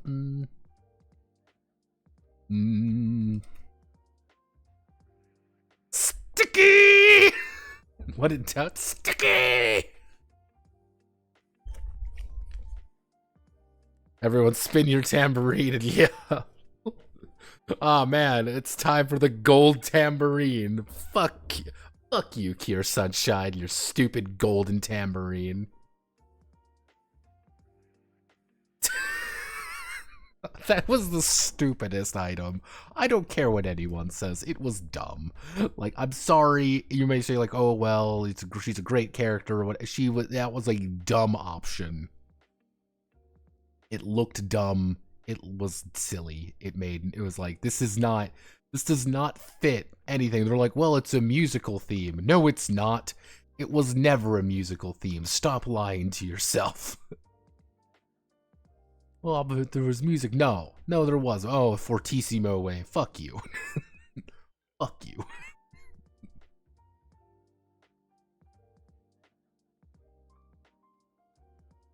Tambourine is stupid and fits with nothing. Thank you. Shiny Tambourine. It comes out of nowhere. It's like, yeah, it's music theme. Yeah, that they actually say, oh, it's music theme because they use the floral Fortissimo wave. Like, oh man, they use the Fortissimo wave, therefore it's music themed. I'm like, fuck you. No, it's not. Stop lying to yourself, Heartcatch. Like, it's like Cure Marine being like, I'm Cure Marine. Like, no, you're like, stop. Get a real flower. Moonlight, alright, I can make moonlight. I get, okay, moonlight, alright. Lone flower blooming in the moonlight, alright. Sunflower, alright. Sun, alright. Blossom, alright. Easy enough to understand. Fucking Cure Marine, like marine light. Why not kelp at that point? Congratulations, Cure Kelp. Yeah, Heartcat, it's one of those things where you look at it and you're like, man, some of this shit makes... I have a flower that grows by the sea. Yeah, okay. Thank you. Thank you, Yosemite. See, someone agrees with me. I'm like, this is dumb. This is like...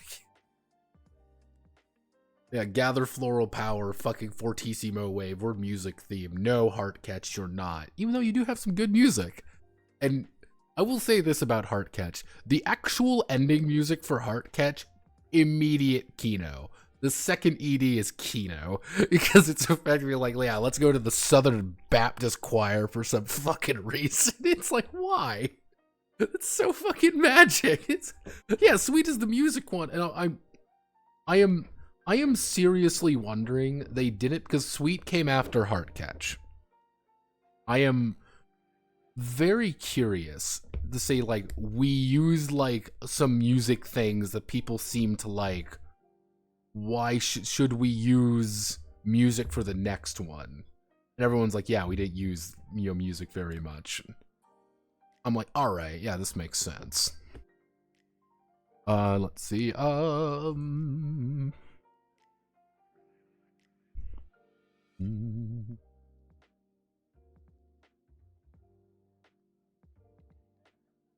have extreme opinions about Pretty Cure.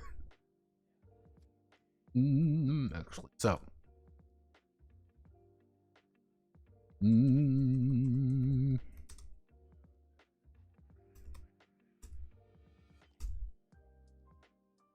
Is the finisher as explained? Explained earlier. As explained earlier, it allows the Pretty Cure. It allows the by purifying its heart. When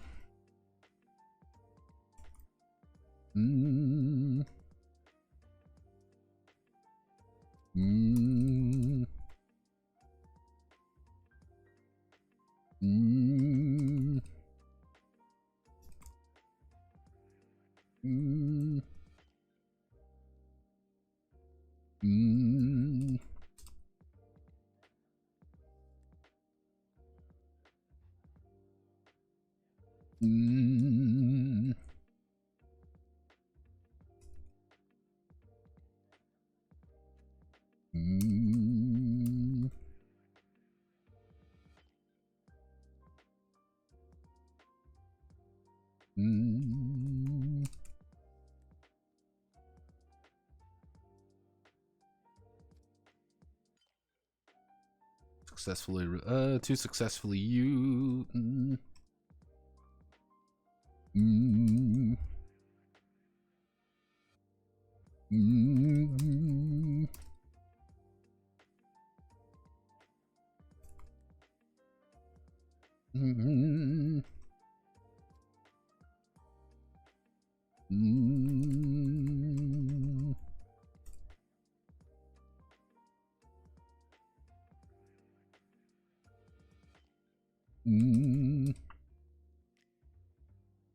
final 3 boxes of momentum.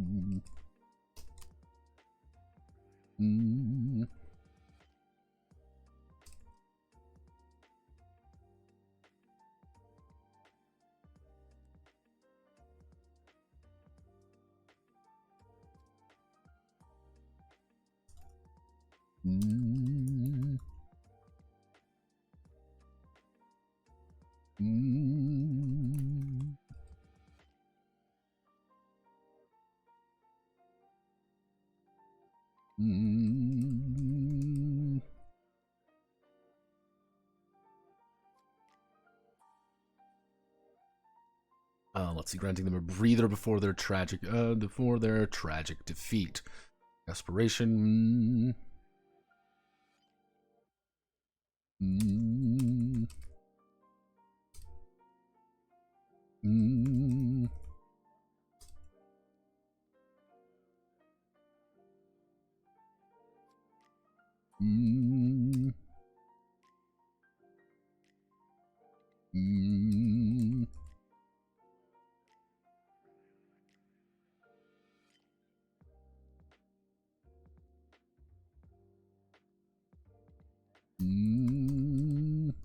Desperate times call for desperate men. Because one of the big things is you can only use your finisher once per episode. So if you ever end up using your finisher in like in a desperation circumstance, you've lost it forever kind of thing. Don't have it anymore. And it's like, oops, oh no, you know, we've lost our special technique, and actually, here's what I'm going. It is nearly 1 o'clock, and going to mermaids, tropical, makeup. It's all 3 at once. The answer is yes. I've realized some of the later seasons have like bizarre fucking themes that make no sense. You're like, yeah, all right, fuck it. It's everything. It's also makeup. It's like, why? All right. Team attacks and stagger stun. Here's what I'm gonna do. Not perfect. Didn't get as far as I wanted today, unfortunately. Here's what needs to happen. I need to do this. Do this. Effectively, team attacks and stagger stun are easy. Team attacks are simple. We are working together. We're going to add that if we both have our special technique. Here's what I'm either going to. Effectively, the idea is if we both have a special technique, we can use the special technique together. You know, we both use, you know, Marine Dynamite and, you know, Blossom Explosion or whatever. We use them together at the same time, rolling together. We do it at the same time. That's the benefit of a team attack. We are rolling together to make an attack with our special ability, with our special powers. We do our super cool, awesome, you know, power attack, awesome, and we roll it there, such as, hey, I have a fight technique, you have a, you know, strategy technique. And he is really weak to strategy, but really strong to fight. So we're going to use yours, but we get to roll them together and treat it as the best. You're effectively making a basic attack there. One of the ideas, though, is you can do that, but you can elect to try to, if you crit him, you instead stagger stun. You cross out one of his attacks that he can do. You would roll on the he would roll on the chart. And like, okay, you've gotten rid of one of his abilities to do anything, being replaced with a, you know, stumble, which would be, oh, you mark it out, he's only stumbling there. If he rolls stumble, he rolls again, but he increased momentum by 1. So it's like, yeah, he's like, oh, he's stumbling around like he doesn't quite know what he's doing. You've hit him with stagger stun. If you blast him enough times, like, you're gonna win because he's just gonna roll a bunch of stuns. And he's just gonna be like, yeah, he's fucked.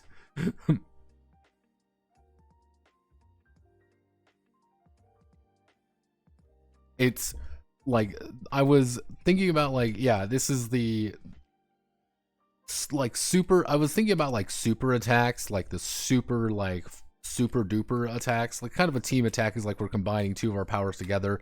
The finisher, that would be like, oh, we summon the Titanic. Yeah, we summon the Titanic or whatever. Like that would be a finisher. We have used the finisher. We are using all our powers combined to blow up the enemy now. You know, da-na-na-na, giant fist. That's kind of the basic idea. This is kind of like this is an expansion to the idea of the special techniques, is doing the team attacks and the stagger stun. It's like, hey, you can you can fight an enemy by virtue of doing team attacks. If you critical, you're going to be able to blow him up a lot easier because you're working together. Kind of the reinforcing premise of work together, get more done. If we are in the same space together, we're risking getting attacked more. You know, with a big, kind of an area attack is going to really mess our day up. So we don't really want to be in the same space. But if we are, we can use a team attack together and really hurt, and blow up the enemy faster. Work together or die alone. I need to fix this up. We will add another one. I need to write in some alternate rules, obviously. This works surprisingly fine. Not perfect. It's fine, though. This Triumph and Despair, basic premise behind this is easy enough to understand.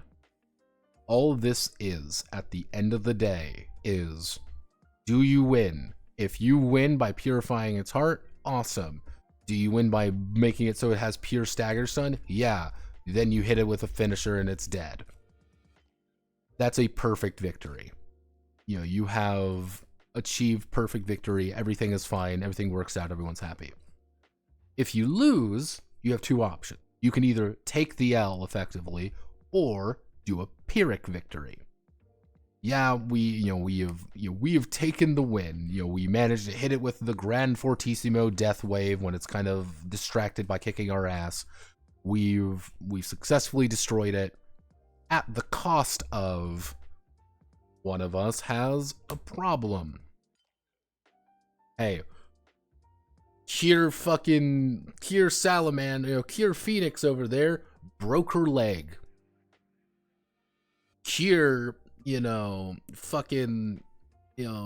Siren over there is now something bad happened to her. You know, it's just like it's a Pyrrhic win. It didn't really win. It didn't feel like we won. Especially if it's something like, we just want collateral damage to the city. Hey, all our friends are suffering now because half the neighborhood is gone. Hey. Or it's like, hey, the central character is now suffering. Hey, he's not going to want to be our friend anymore because, something terrible happened to him and he's kind of blaming it. We didn't really fix any of his problems. The monster is defeated, but we didn't really win. The alternate option, and this is going to be an alternate rule, which is going to be the Mysterious Savior. The Mysterious Savior shows up, and he gives you three options. Effectively, he can auto-win the fight for you. Like, auto-win, get a perfect victory, but he gets to do it once. You can either delay the fight and effectively say, reset the fight. We reset the fight at 0, and he kind of gives you a second win, a second fighting win. And the third option is he whisks you away to safety, and you get to recuperate and, kind of replan your way of doing things. It's kind of like you kind of gotta get that's the problem. That's the problem with Yosemite. If you take the Pyrrhic win, the collateral damage doesn't get magically fixed. Like the Fortissimo duos and stuff. You get the idea. That's kind of the problem, though. That's the Pyrrhic victory. So it's like, oh man, we've lost a lot. Things get broken up, and it's like, oh well, this is a problem. Or hey, someone's hurt. That is you still win, but it doesn't feel like a win. Like, oh yeah, we saved Kurumi-chan. Unfortunately, my house is gone. We did it. We did it, everyone. We saved the day. Half the city's on fire, kind of thing. That's why it's kind of like there's always going there. That's you lose, but you don't really lose because, again, we're still a children's show, and it's very difficult to lose. If you haven't noticed, it's actually quite difficult to lose in this game. You are losing because you are like, I am going to attack the person made of pure fucking metal constantly with his, 10 goddamn thing to even hurt him. I'm gonna attack him constantly. Don't do that. Aw, man, he's got 10 defense. What do? Attack literally anything else. Attack anything else and you will be doing better. Or don't, and just kind of constantly lose initiative there a little bit. That's kind of one of those. That's kind of one of the ideas there. It's like, if you do, and that's why I say for younger audiences, using the Mysterious Savior is probably going to be a lot nicer.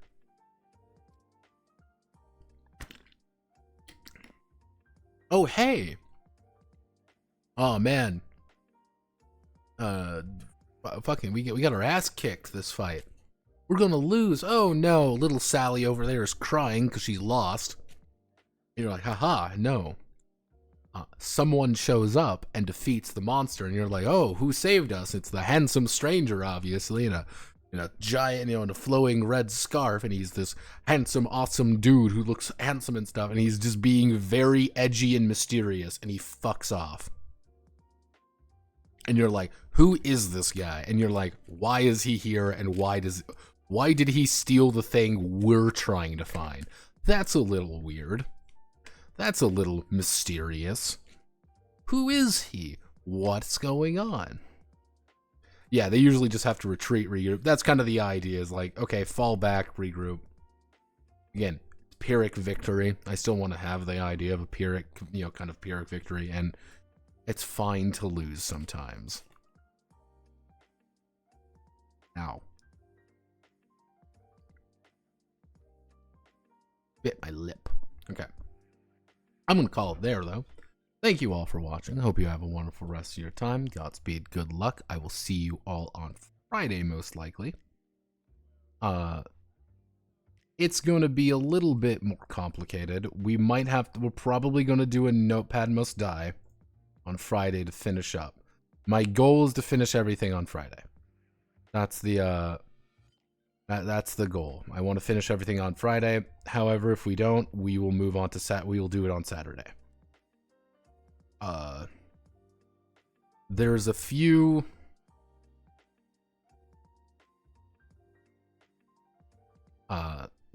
ideas of how to make everything work nicely. Worst case scenario, we do it on Monday. We finish everything on Monday. I don't really want to. I'm not going to make any videos next week, and I want to transition hard to 0 Hour Squadron. My goal is to get everything set up for 0 Hour Squadron for the beginning of April. That's going to be just a little bit hectic, of course, because April is just going to be hectic. One other thing is there's going to be no videos next week because I want to get the very special video done on the 1st. I know what the very special video is going to be on April 1st, everyone. Have no fear.